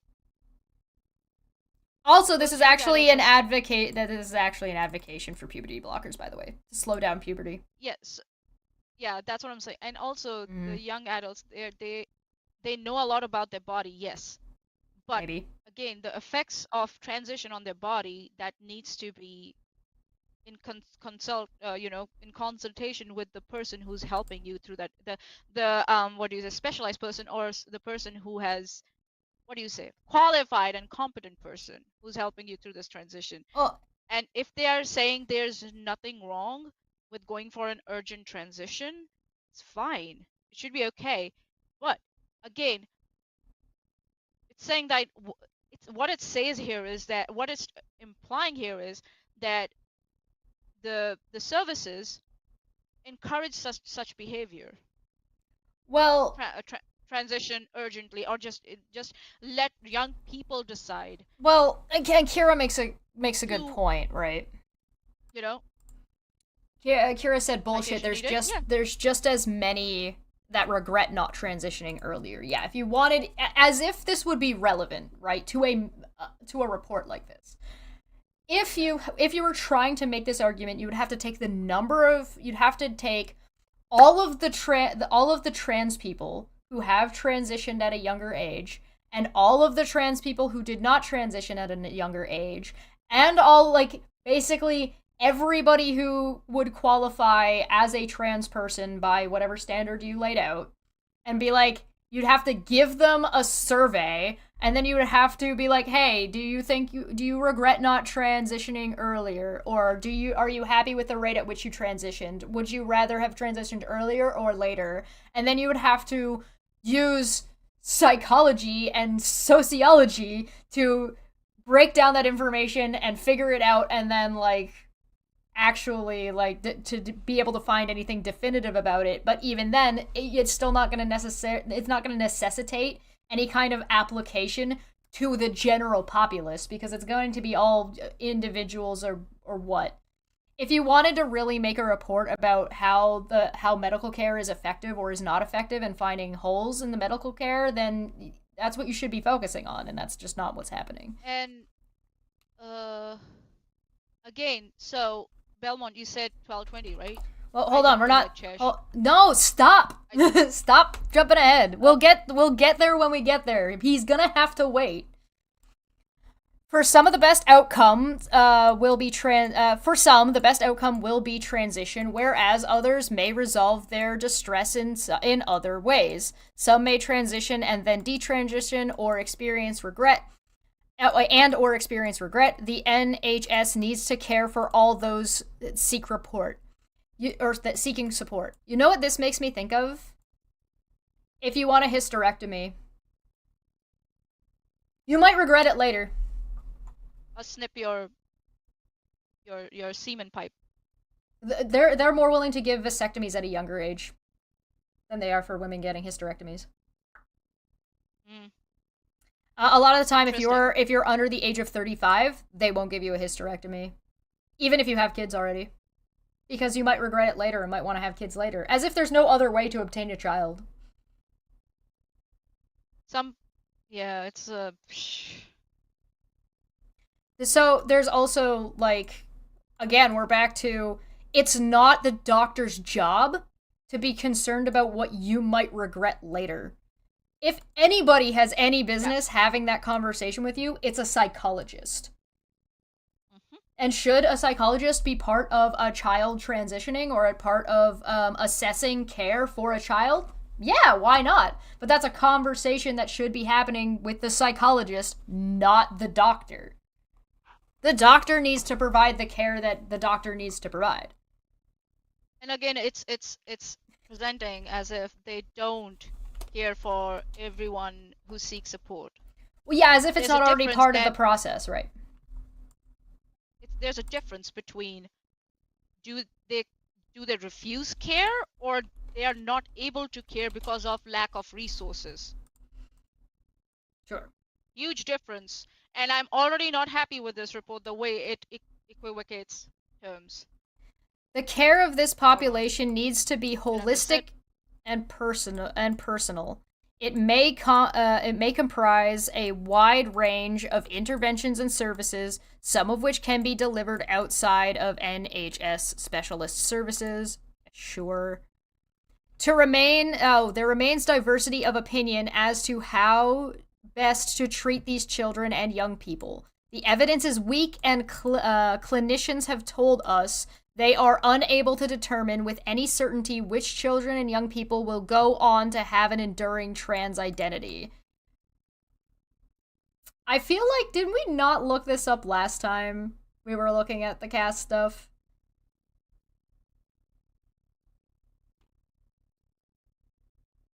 That the issue of an enduring trans identity has a lot to do with the social acceptance and not to do with the medical procedures. Yeah. So this is no reason to ever actually be denying somebody care. Yeah. Okay, yeah, I'm glad Nikki noticed too. Nikki's like, that's a bit of a wait, what? Nani? Diversity of opinions. So they've brought up this diversity of opinions a couple of times already, and I'm like, diversity of opinions of who? Whomst? Of whomst are you referring? Are you referring to political pundits? Are you referring to people on Twitter? Are you referring to trans people and their experiences and what they have to say about it? Are you talking about clinicians and doctors and medical professionals? Are you talking about psychologists? Whomst? Because there seems to be a pretty solid general medical consensus that gender-affirming care is something that should be being done, and you should not be denied access to gender-affirming care. Whether it be a breast reduction, whether it be searches for endometriosis, whether it be about how you live your life. Like, if you never decide to get, like, your plumbing changed, but you decide to live as the gender that you were not assigned at birth, right? Because you don't have to identify as a woman to present as a man, right? Or as a woman. So, you know what I mean? Yeah. Many primary and secondary care clinicians have concerns about their capacity and competence to work with this population, and some are fearful of doing so given the surrounding social debate. Something bombing abortion clinics, I don't know. Our current understanding of the long-term health impacts of hormone interventions is limited and needs to be better understood. Bullshit. Young people become particularly vulnerable at the point of transfer to adult services. Okay. I'll take your word for that, I guess. Whatever your views on gender identity, there is no denying there are increased number of children and people seeking support from the NHS for gender-related distress. They should receive the same quality of care as other children and young people experiencing distress. Sure, yeah. A compassionate and again, there's this implication that they're not receiving that care, and I'm not sure about that. That's what I'm saying. That's why are you? So this is supposed to be the summary. Like should. A summary is not that. Summary is not that. Yeah. This sounds like a conclusion. A conclusion, yeah. This is not a summary. I'm sorry, and that's why I have a problem with it. That's why it's confusing for someone like me who comes in and there are no references made, and I'm just like, what the fuck? Yeah, what are you referencing? These are absolutely conclusions, not This isn't a summary of what's in the report. There's nothing that's been presented here as a summary. It's like, it's all about should. There's some points that might refer to the whole report, but I don't know which section are they referring to. There should be sections that should have been referred to. This is the section we used to come up with this point of the conclusion. But that should be in the conclusion, not in the summary. The summary should be, this is what is in the report. Go to the conclusion to find the conclusion. Report. Yeah. No, yeah, go to the conclusion, but this is in the report, and if this is in the report, which section are you talking about? Yeah. It does nothing for me. I don't know where this came from in the report, from which part of the report this came from. And generic makes a good point as well. Do you see what he said? It's a summary of research that wasn't done by the person making conclusions on the said research. Exactly. The summary of the research wasn't done. Yeah, so CASS didn't do the summary of the research. Is that... No, CASS didn't do the research. CASS didn't do the research. Yeah. She read reports that were collected by York University, who also didn't do the research. Their research was collecting the reports and the data and then presenting it to CASS, and then CASS is writing a summary about the reports that were given to her. This is too many degrees removed from the actual studies. Yeah. If that data, if it was around presentation of data, that whatever was collected by that committee or university, was it? Yeah. Mm-hmm. It should have been put out there just like that. This whole thing written by CASS and saying the CASS report. Now I understand why it's called the CASS report, because this is how she sees the data or whatever she got. A compassionate, and this is colored and biased. Yes, it's very biased. I'll be back. A compassionate and kind society remembers that there are real children, young people, families, carers, and clinicians behind the headlines. The review believes that each individual child and young person seeking help from NHS should receive the support they need to thrive. as we write about fucking the culture war, and as we just completely dismiss what these children are saying and their experiences in like the first half of this already. So I think so. Are these recommendations now? Is that what it is? Yeah, key points and recommendations. In considering the key questions outlined in the terms of reference, this report can only set out what is known and unknown and think about how the NHS can respond safely, effectively, and compassionately, leaving some issues for wider societal debate. Oh, but didn't they say that the societal debate is problematic and toxic? Now they're trying to encourage the debate? And how did they decide what is unknown? You can't know what you don't know. Yeah.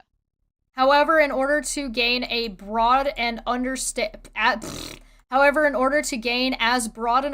as possible, the review drew on several sources of information. See Figure 1, underpinned by basic scientific and clinical principles. What has informed the review? Evidence, series of systematic reviews, qualitative research, quantitative research, GIDS discharge summary audit, professional input, listening sessions with clinicians and other professionals. Other professionals? Vague, but okay. Focus group with GIDS staff. Program of thematic roundtables. With whom? Professional panel and online survey. Clinical expert group. Workshops and discussions with frontline staff, professional bodies, national organization, and system leaders. Lived experience, weekly listening sessions with individual service users and parents. Focus groups with young people and young adults. Did you notice how it doesn't even specify, like, trans children and young adults? It just says, in general. Regular meetings with support and advocacy groups. Existing documented insights into lived experiences, personal narratives, international sources, guideline appraisals, international surveys, and meeting with international clinicians and policymakers. We asked politics. Oh, wow. Number of children and young adults presenting in the UK NHS Gender Identity Services has been increasing year on year since 2009 and an exponential rise in 2014. Sex ratio in children and adolescents referred. Cool. Number went up.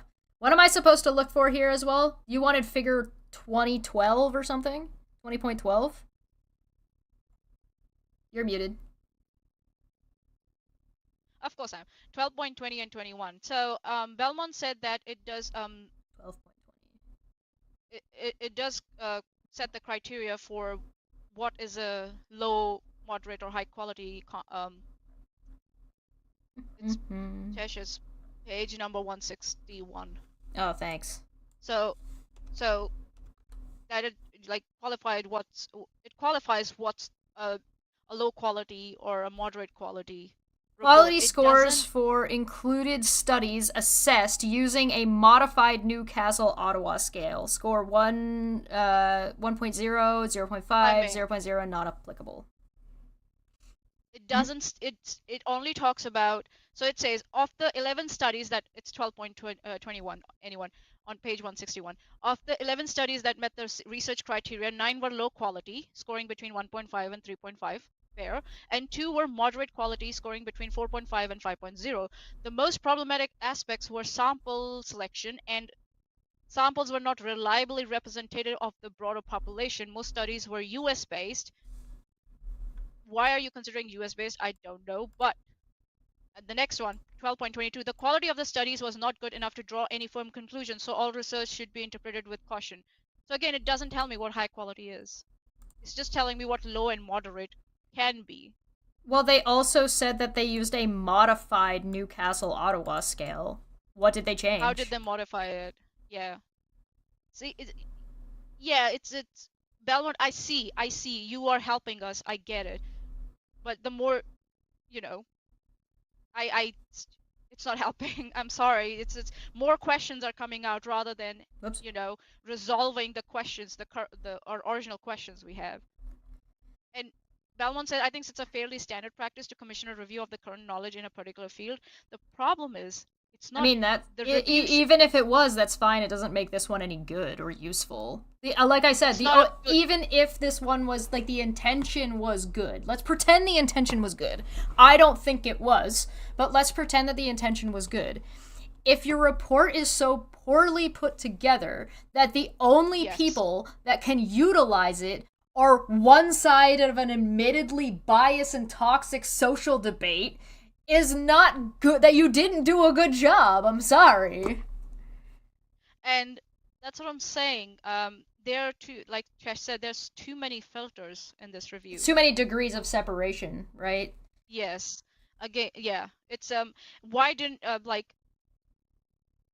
if she was chairperson or something and there were like people underneath her who collected data and presented it, and then she said, okay, this is what's presented to me and this is what looks like to me, I would have accepted that.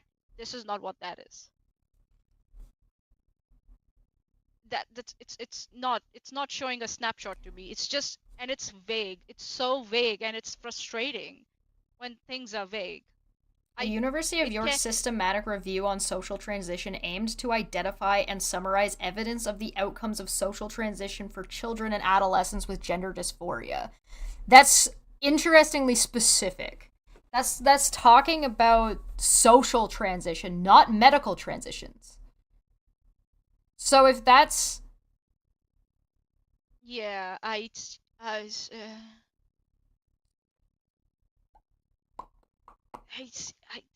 The systematic review is a useful example of demonstrating how systematic reviewers rate the quality of the studies. The scale, called a modified version of the Newcastle Ottawa scale. Oh, it's just called that. Okay, so maybe it's not modified. It's just that's what it's called. I don't know. No, was used. If they're saying it's called a modified version, then it's a modified version of the Newcastle Ottawa scale. There's a scale called Newcastle Ottawa scale, and it's modified.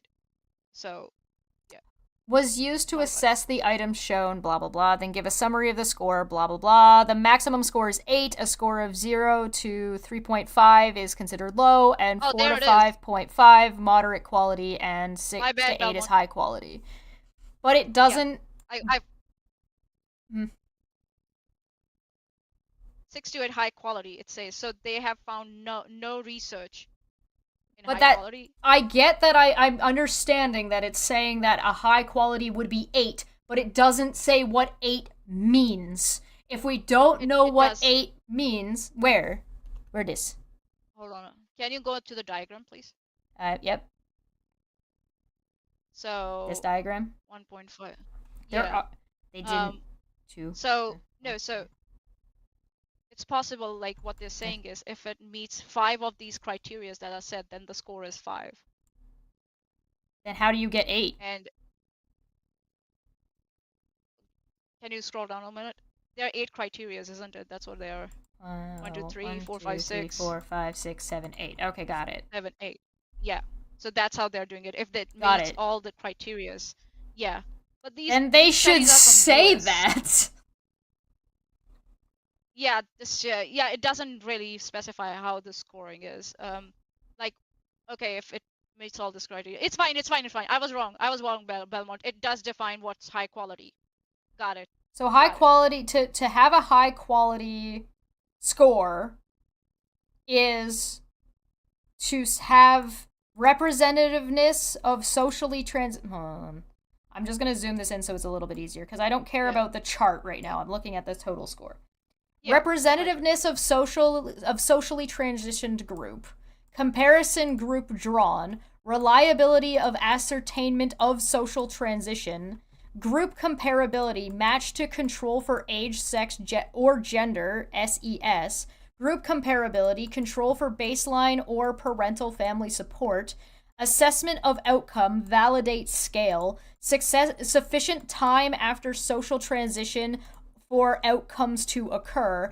Adequate follow-up, or less than 10% loss to follow up / evidence or lack of bias. Only one of them got that? Mm-hmm. Really? Yeah. Whoops. My bad. Oh. So, yeah, Belmont, you were right. It does define what high quality means. Sorry about that. I don't think it does. I don't think it does, actually. I disagree. I don't think this is well defined. Oh, you mean what does it mean by all these criterias? The criterias aren't well defined. Yeah, exactly. So it doesn't tell us what are not expanded upon. Right, they're not expanded upon, they're not explained. And for a report that is supposed to be easy to understand and is going out of its way to be socially read by people who are not... That was what it said at the beginning, right? That this is supposed to be easily understood by people who are not inclined to research and development, should be able to read this and understand what it says. And you can't read this and understand it. You need to know what any of this means. That's a valid point, don't you think? So if I want to go through this, I now have to go through all of these reports that they looked at and verify whether or not these match, like if their scores are accurate. Don't I? Yeah, what do they mean by representativeness of socially transitioned group, comparison group? And this isn't even going to be representative of half of the information that they're supposed to be looking at, because these are socially transitioned groups, not medically transitioned groups. And the problem here is that people like John Hamill are trying to use this to talk about medical transition. Yes. As well as people who are not even John. Fuck John. Who gives a shit about John? John doesn't matter. I said people like John. That's what I'm saying. Not even people like John. People in Parliament. People in Parliament are trying to use this to make medical decisions and restrict medical access for people. Yeah, that's what my issue is. It's poorly written, and generic minority, they are a former psychologist, and in the live chat they're saying, just letting the people wondering, no, this report review is really bad. So, and the result is, this is talking about social transition, and people out there are using this as a weapon to stop access to medical transition services. So that's what the problem is.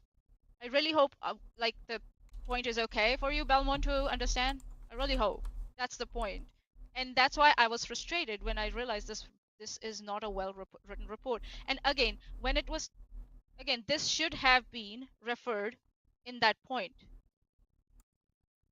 That point previously was made where it said high quality. It should have been referred there actually. Hal et al. Social transition. It should have been referred there too. Well, it also doesn't go to anything specific. Look. This source goes to, if I take this and I search for this, I get all of these. So what you need to do is go to the reference and find Hall and look at the top, the headline. The headline of the paper. This is just a shortened version of that. So just go Hal et al. Social transition. You need to go to references, Chesh.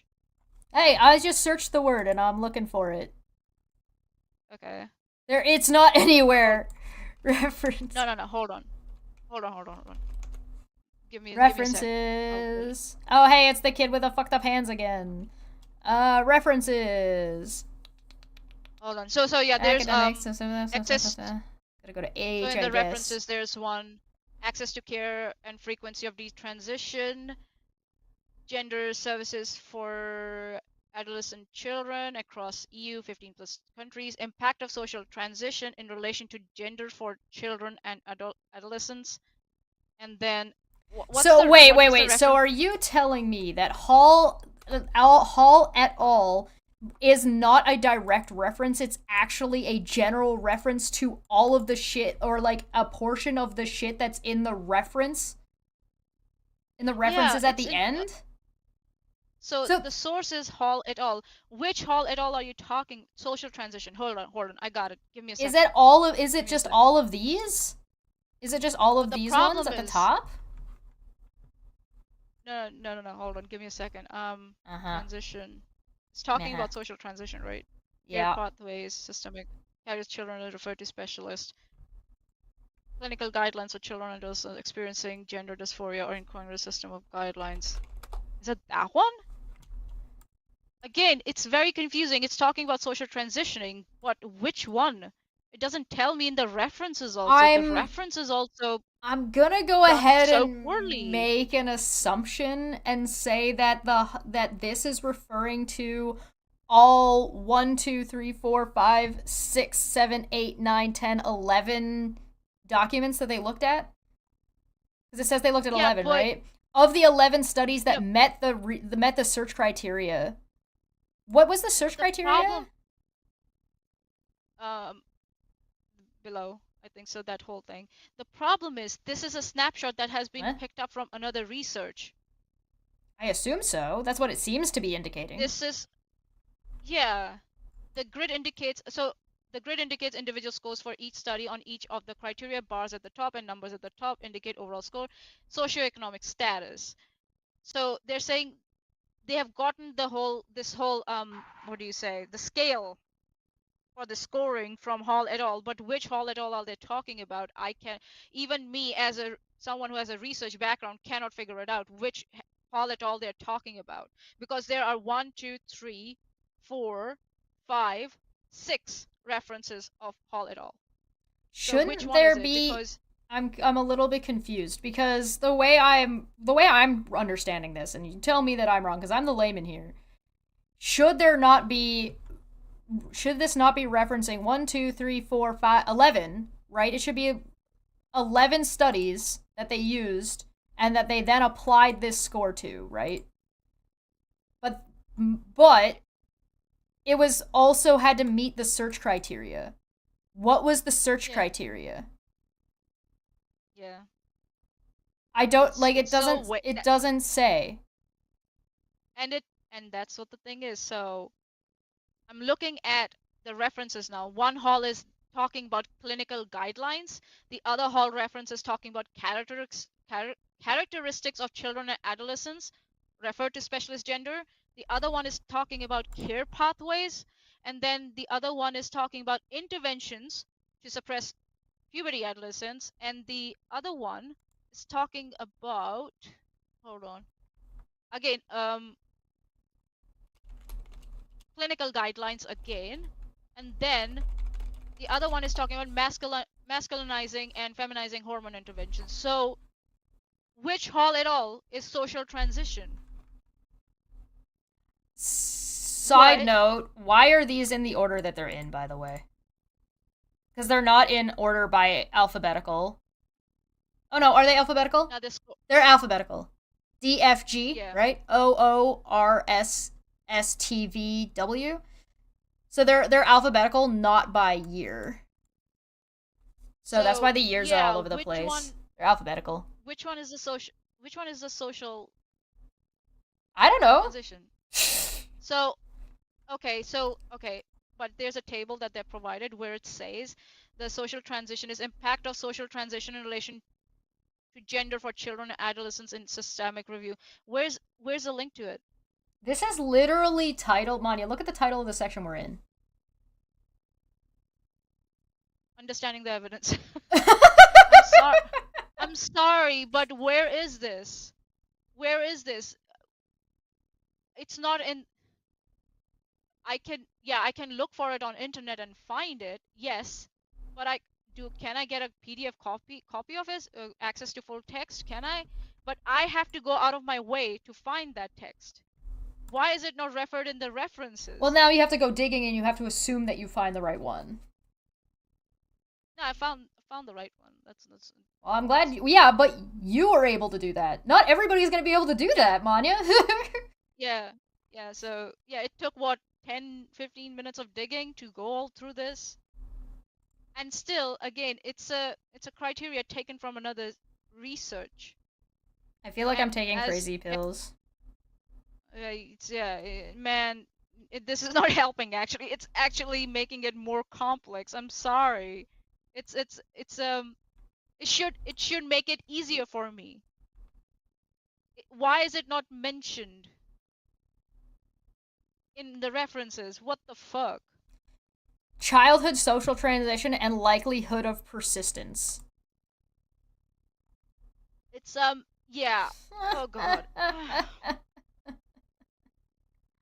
Hey, see, listen, you cannot fault us. You cannot fault us for not looking at this from an objective point of view. We are looking at this from an objective point of view. It's not helping us, Belmont. Help us. Can you help us? Please. Given the weaknesses of the research in this area, there remain many unknowns about the impact of social transition. In particular, it is unclear whether it alters the trajectory of gender development and what short and longer term impacts this may have on mental health. Are you serious? Is this a joke? I think this CASS report's a joke. What's the criteria for this now? This is underneath. This is as I kept going for like the gender outcomes, the mental health outcomes, so, and this is all part of this. Yeah. Nah, but weak? How? Can you go back to that, please? It's ridiculous, fucking ridiculous. Go back to that paragraph down there. Well, this is the summary of social transitions. Yeah. Given the weakness of research in this area, there remains many unknowns about the impact of social transition. In particular, it is unclear whether it alters the trajectory of gender development and what short and longer term impact this may have on mental health. How am I supposed to know that you went out looking for those?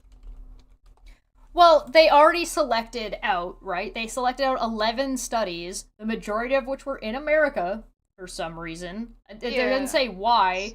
They just said that these were the ones that met their criteria, but didn't say what the criteria was. Then picked a thing to apply a number to call it high or low based on this set of things. They don't explain what that set of things is or means or why they chose those things to distinguish whether or not it would be good or bad. It doesn't explain why having those things or not having those things are necessary for the analysis. And then comes to a conclusion to say that the research is weak, and it's all cherry-picked. It's arbitrary. And they don't explain the process at all. And that's what I'm saying. And how, because this, why am I'm trying to go on the screen in vMix and trying to select that, thinking that I have control of the documentation. It's mine. You can't have it. It belongs to me. Titan said, I read the report and discussed it with several medical doctors, 2 psychologists, and a few people in biology fields, and the whole study should be thrown out. It is meaningless. I'm glad I'm not the only one coming to that conclusion. I felt like maybe I was jumping the gun a little bit as soon as it brought up the culture war and social justice, but I feel like maybe I was right. The problem is that we can kind of jump anywhere in this and be like, okay, cool, what are they discussing? How are they coming to their conclusions? And they're going to fall on their face anywhere you click on in here. And I go to page 200. Let's see where it takes me. Go ahead. Yeah. Do they talk about what exactly is social transition? In this? I don't think they do. Yeah. Let's start at the beginning, because if they're going to, they should do it at the beginning. Like the first time it's used, right? Okay, well that doesn't count. That doesn't count. 158, I guess. Oh, I can't. Why is this not hyperlinked? You piece of shit. What a terrible document. So yeah. Just that alone. Considerations. Social transition. Through this discussion with stakeholders, it is clear that social transition is a cause of concern for many people, and our remarks about social transition were some of the most quoted parts of the review's interim report. The approach taken to social transition is very individual, but is broadly understood to refer to social changes to live as a different gender, such as altering hair or clothing, name change, and or use of different pronouns. There is a spectrum from relatively limited gender non-conforming changes in appearance and adolescence to young people who may have fully socially transitioned from an early age and be living in stealth. That is, school friends / staff may be unaware of their birth registered sex. Living in stealth? Why do they need to use this? Just say simply to young people who may have fully socially transitioned from an early age and their like school friends stuff are unaware of their birth registered sex. That's it. Why are you using that? Why would you use this this inflammatory language? It's discriminatory and it's stigmatizing at the same time. There are different views on the benefits versus the harms of early social transition. Some consider that it may improve mental health and social and educational participation for children experience gender-related distress. Others consider that a child who might have desisted at puberty is more likely to have an altered trajectory culminating in a medical intervention which will have lifetime implications. You mean people who feel like somebody who is a man who transitions to a woman might be willing and more comfortable doing so if they lived as a woman during adolescence or lived as a girl? Like, what? So why is this? They're presenting that like it's a bad thing. The whole point of transitioning is for it to have lifelong implications. Duh. What implications are you talking about? Spooky language. Hey, what implications are you talking about? Lifelong implications, such as not having titties anymore. Oh no. The one thing that'll be horrific for somebody who wants to be a woman. Small boobs. One thing that defines a woman for some men like Steve McRae. You gotta throw the Steve in here, don't you? God damn it. It's true. Is it Steve? Was it Steve? On Twitter. Oh god. He said it on Twitter. If the woman doesn't have like explicit like boob size according to his preference, that person is not a woman. What? He said that on Twitter. And who asked? Who asked? Like, who asked? Nobody? Okay. He just decided to say that into the world, did he? Okay, that's dumb. Again, what implications are you talking about? Again, it just leaves like space for interpretation. And people out there go for the worst. A report should be precise and not have vague language. I am sorry. Or purposefully inflammatory language. I'm not sorry. No, this is bullshit. I tried, Belmont. I tried. Listen, I tried. You cannot fault me for that. You tried, but this is ridiculous now. I think you could probably throw out the CASS report as soon as you read its summary at the beginning. Yeah. Do we even want to look at the conclusion? No. No. We're done. I'm done. So now I hope people can understand what exactly the problem is with this report. It's vague. It's fucking vague. And the artist, you didn't have the money to. There's no artist here. Create a decent cover page. Seriously, then leave it as that. Leave it blank. Why do you have to use a stupid like? Why do you have to? There was no need for it. They still used it. They could have just let it a blank page with just the title. And there's a reason why it's called the CASS report and it's not called the whatever the university or the committee collected the data report. Going all the way to the bottom. And there it tells me biased. It was biased as soon as it brought up that, people want to do medical via social justice, as if social transitioning and medical science were the same thing. They are not. Oh my goodness. And this whole thing is, this report is implying that the services are being withheld on purpose from people. Some type. Conclusion.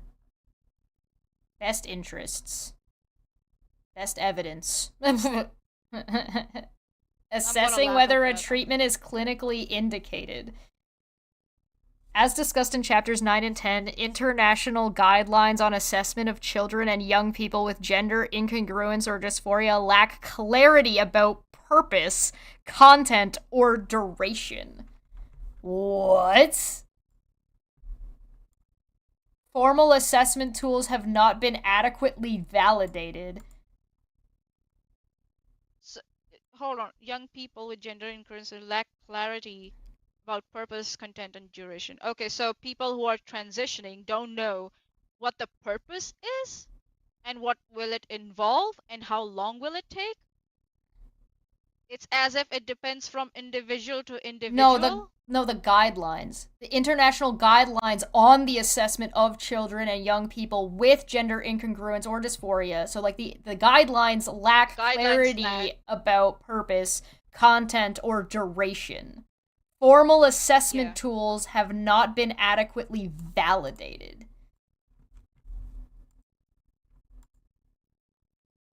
Formal assessment tools. I.e., the person's fucking opinion about their life and that they're seeking assistance? No. They're talking about clinical tools. Yeah, but the clinical tools is self-reporting. That's a clinical tool. That is a formal clinical tool. You have to rely on self-reporting for these kinds of things. Yeah. The guidelines on assessment. They're saying that the assessments, the formal assessment tools, have not been adequately validated. For gender incongruence or dysphoria. We can't formally identify adequately dysphoria? So, 16.3, it says, General Medical Council guidance states that in order to inform that joint decision-making process, the clinician must make an assessment of the patient's health and be satisfied that any medicine or treatment they offer is clinically indicated, that is, that in their reasonable professional judgment, a medical procedure or treatment is suitable and useful to reach a specific therapeutic goal with a certain probability. Nikki, do you want to come in and give your opinion? I got a link for you if you want. I'd love to hear what Nikki has to say about this. Yeah.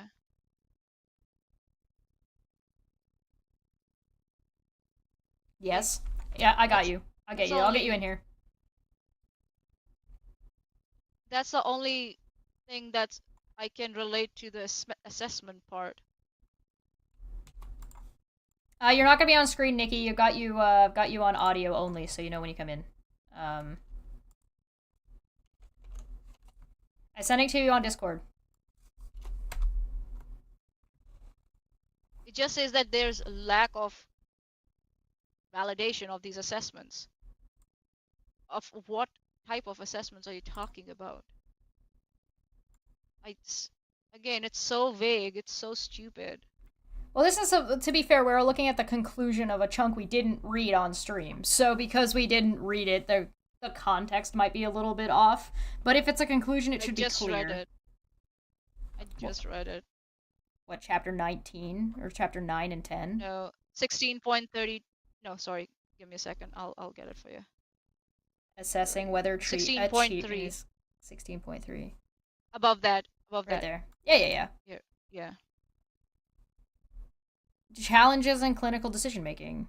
Informed consent, information given, indicated benefits, risks and side effects, outcome data, and evidence. Like, what? Where's the best interest? Isn't even connected to anything. Yeah, why is it there? Informed consent compass. I don't understand this flowchart. When you look at a flowchart, you should be able to look at it, and it should be self-explanatory. Where's the starting point? And it talks about the clinician 16.2. The clinician must Did an first AI decide make this what image treatments options too? are available. Did an AI actually make this image also? Yeah. Because it kind of looks like that. Yeah.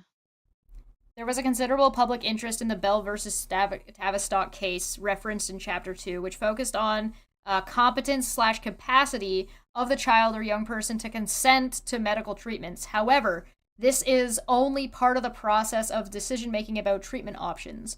The clinician must first decide what treatment options are appropriate/clinically indicated, and then provide the information that the patient needs in order to make an informed decision about the options offered.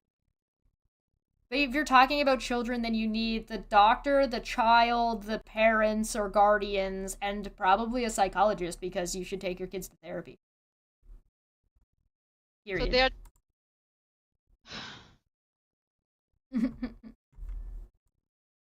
Nikki, are you there?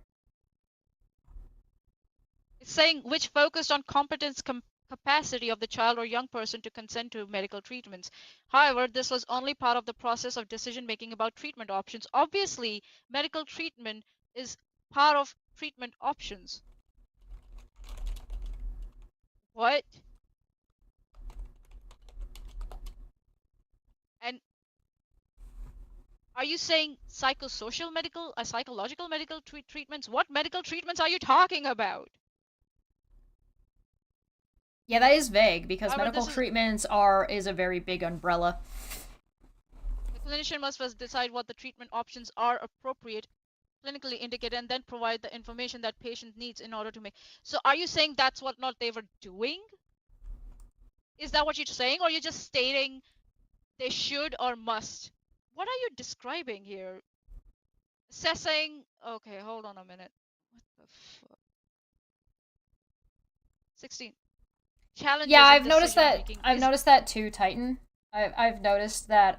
So I watched Planer Walk talk about this, and Planer Walk had an interesting take on that they're complaining about having a double blind test, and that these one of the criticisms of to say that like the research on this isn't good enough, like it's low quality, is that they didn't have a double blind test. And Planer Walk was like, how the fuck are you gonna have a double blind test about taking hormones? The people who are taking the placebo know they're taking the placebo. A double blind doesn't work in this scenario. So like the whole criticism in the CASS report about the medical research not being good enough was a complaint that wouldn't make any sense in the first place. But yeah, I'll definitely take a look at the ones you've suggested. If you don't mind leaving it in a comment afterward, just so I can go and grab it, that would be great, because I'd love to check out what more people have to say about this. Hello? Hello! Hey! There we go. I'll hey! Huzzah! Welcome! Tell us your thoughts about this child with fucked up hands. Huh. What the fuck is this person on? I would really love to fucking know. Dr. Cass? Riding the high, man. I don't think they understand anything of what they're reporting on. What makes you think that? I obviously don't know what social transitioning is, first of all. And this is supposed to be about medically transitioning? What the fuck? There is nothing about medical transitioning in here. At all. Personal experience here. Mm-hmm. It took me a year of going through psych evals to even get on HRT, and that is when I'm in my 30s. Mm-hmm. Adult and children go through the same process. The children go through a little bit more scrutiny, because there is some issues with that, because they could be other reasons why they might be wanting to do something. But there's a little bit more scrutiny with them. But it's still the same concept. They got to go through psych evals. And to say that a site can't not tell if someone's being truthful or not is bullshit. And you got to do this whole social transitioning before you even do the medical transitioning anyway. Yep. Yes. So they don't tell us what the current psychological support system is, what's included in that support, and why we need something more. If we need something more. It's not telling us that at all. That's my issue. And again, because this report is trash, and even when I took one snapshot of that whole thing, I couldn't like make head or tail of it. My other thing is, and someone else noticed this too, what the fuck is stealthing? Right? The term I know for stealth, the term I know for stealthing is when men take off condoms during sex. That's what I know as stealthing. So yeah, it means that they seem to be implying that trans people are hiding their it's called being in the fucking closet. Well, or that they're hiding their birth gender to the people around them. They're hiding it, which I think is kind of a weird way to put it. That's what I'm getting at. It's called being in the fucking closet for a reason. It's not stealthing. Stealthing is a really stupid fucking term. It's trying to it's adequate. It's adequate nefarious. It's adequate for if it was what was a term that everyone used, but this is not a term that everyone uses. It's in the fucking closet, or you're hiding. There's no. Or you're actually blunt about it. Or you're transitioning socially and haven't done the medical physical the surgeries yet. You haven't gotten the plumbing changed. So that's not you're not hiding or stealthing your biological gender from the people around you. You're presenting the way you want to present that matches who you are as a person. That's not hiding anything. That's not stealthing at all. That language is like very, very charged. Especially for something that is said at the beginning that it needed to be very careful about language and toxicity. So it acknowledges the problem and then participates.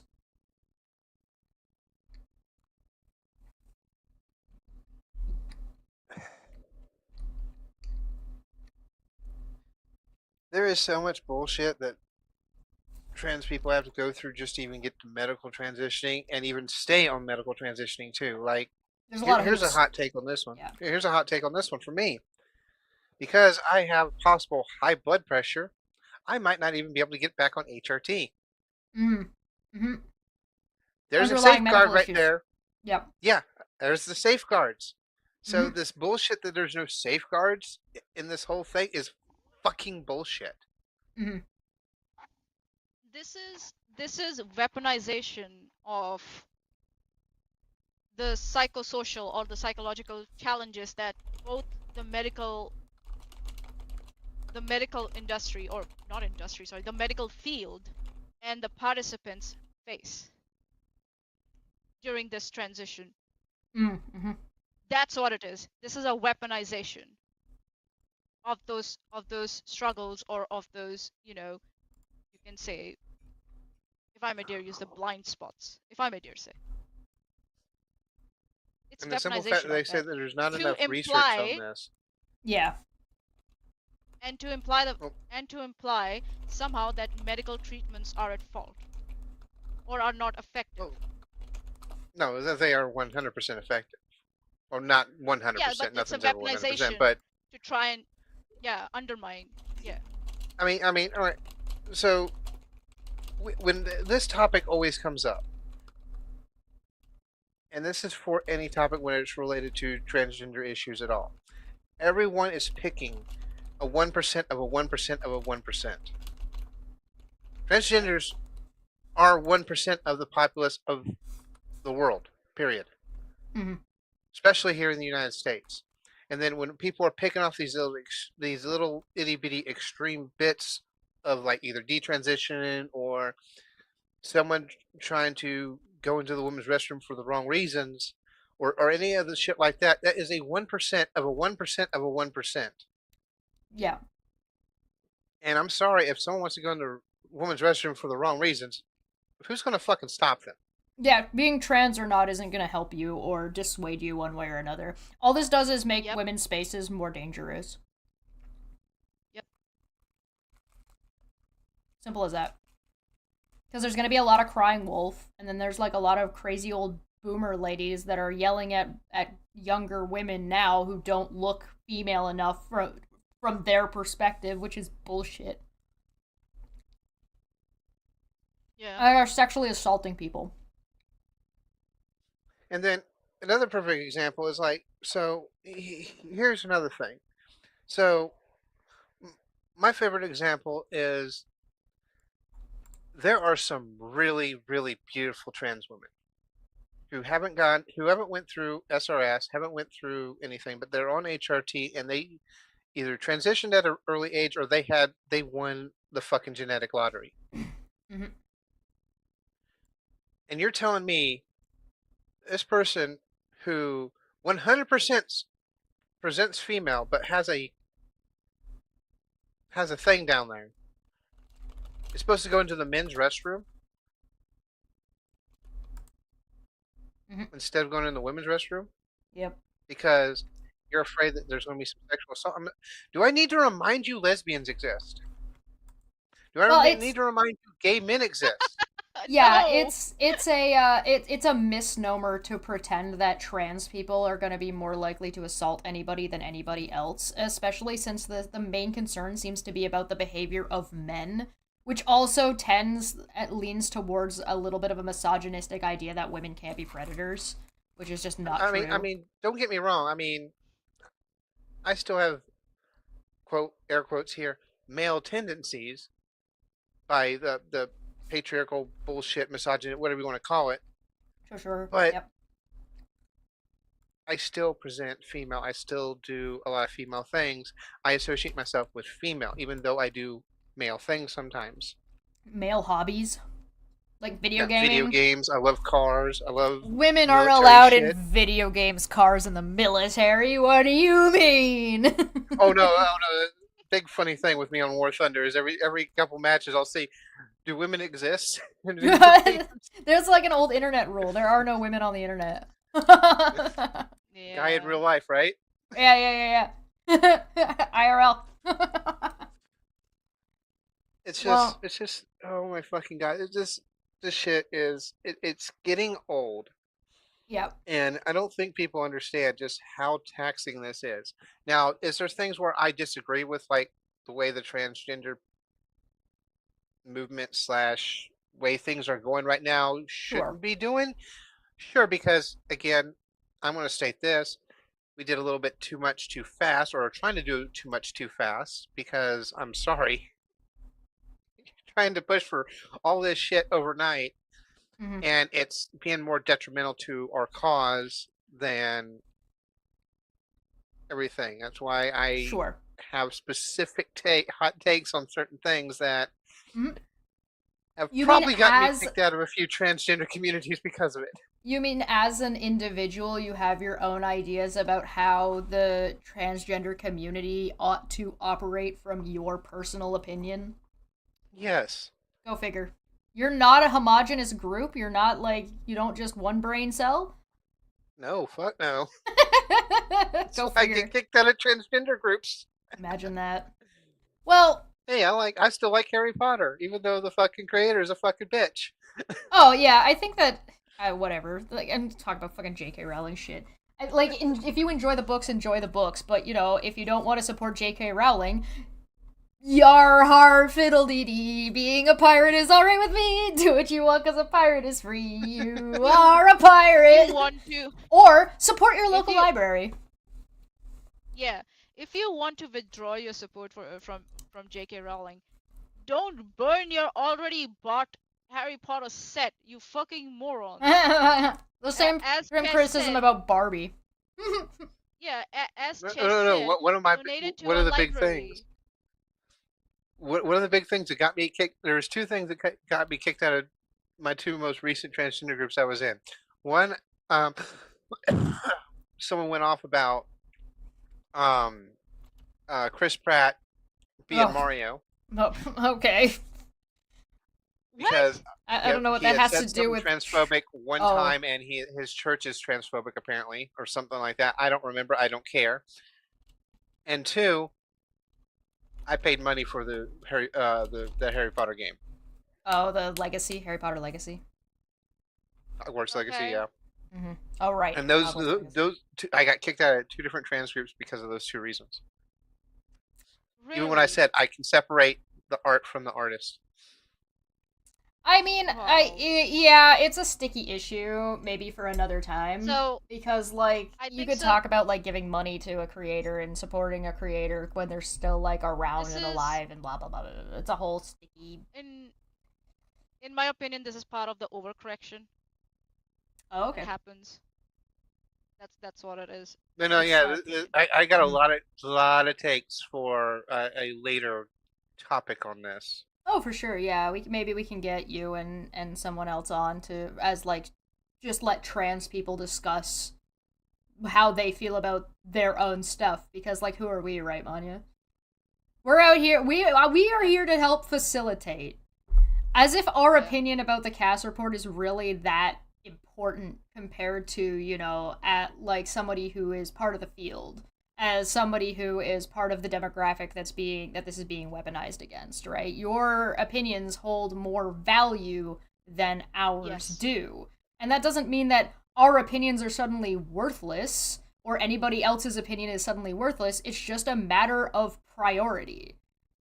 How trans people view and feel about things, and how something like the CASS report is weaponized against them, is of a higher priority than my opinion or John Hamill's shitty fucking opinion. Like, it does, like, it's just like me, it's like me and Manya, or me and Aaron, like, arguing back and forth about something Manya said being racist towards somebody else. Like, why are 2 white people, like, fucking wet noodle fighting over that? That's stupid. That's so goddamn fucking dumb for us to do. What a person of color said. Yeah, right? Like, about what Manya said about another person of color. Like, that's a stupid, stupid, stupid thing to do. Because what the fuck do either of us know?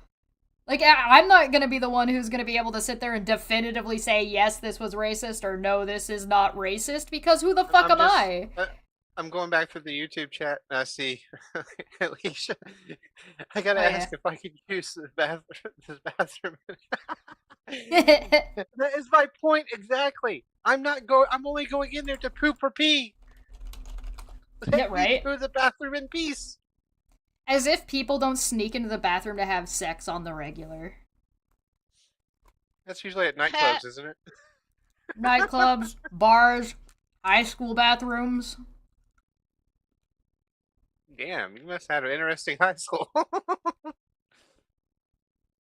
Tell me I'm wrong. The number of high school pregnancies that there are? Are you kidding me? Ours was behind the bleachers.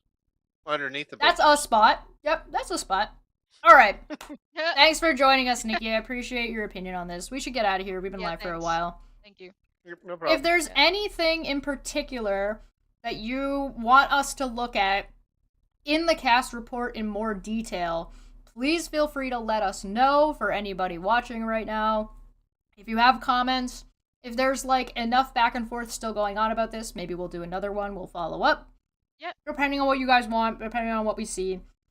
But this has been a way too serious Dumbfect Friday. The CASS report is dumb. Don't waste your time. Arguing about it even feels like a waste of time. Anybody who's trying to stick up for this piece of shit doesn't know what the fuck they're talking about. Yeah, nah, and if it's all about authority on the subject matter, I have authority on the subject matter because I scrutinize from the point of view of someone who references research, who has referenced and still references research papers when they are writing their shit, their reports and their assignments. I'm still doing it as part of my diploma. So, yeah. Fuck you for trying to say that I don't know what I'm talking about. So, thanks for joining us. We're gonna get the hell on out of here. And we'll see you guys next Friday. While also be live on Monday on Twitch doing art. Bye! Cheers. Hello. Welcome back to Dumb Fact Friday. Dumb Fact Friday.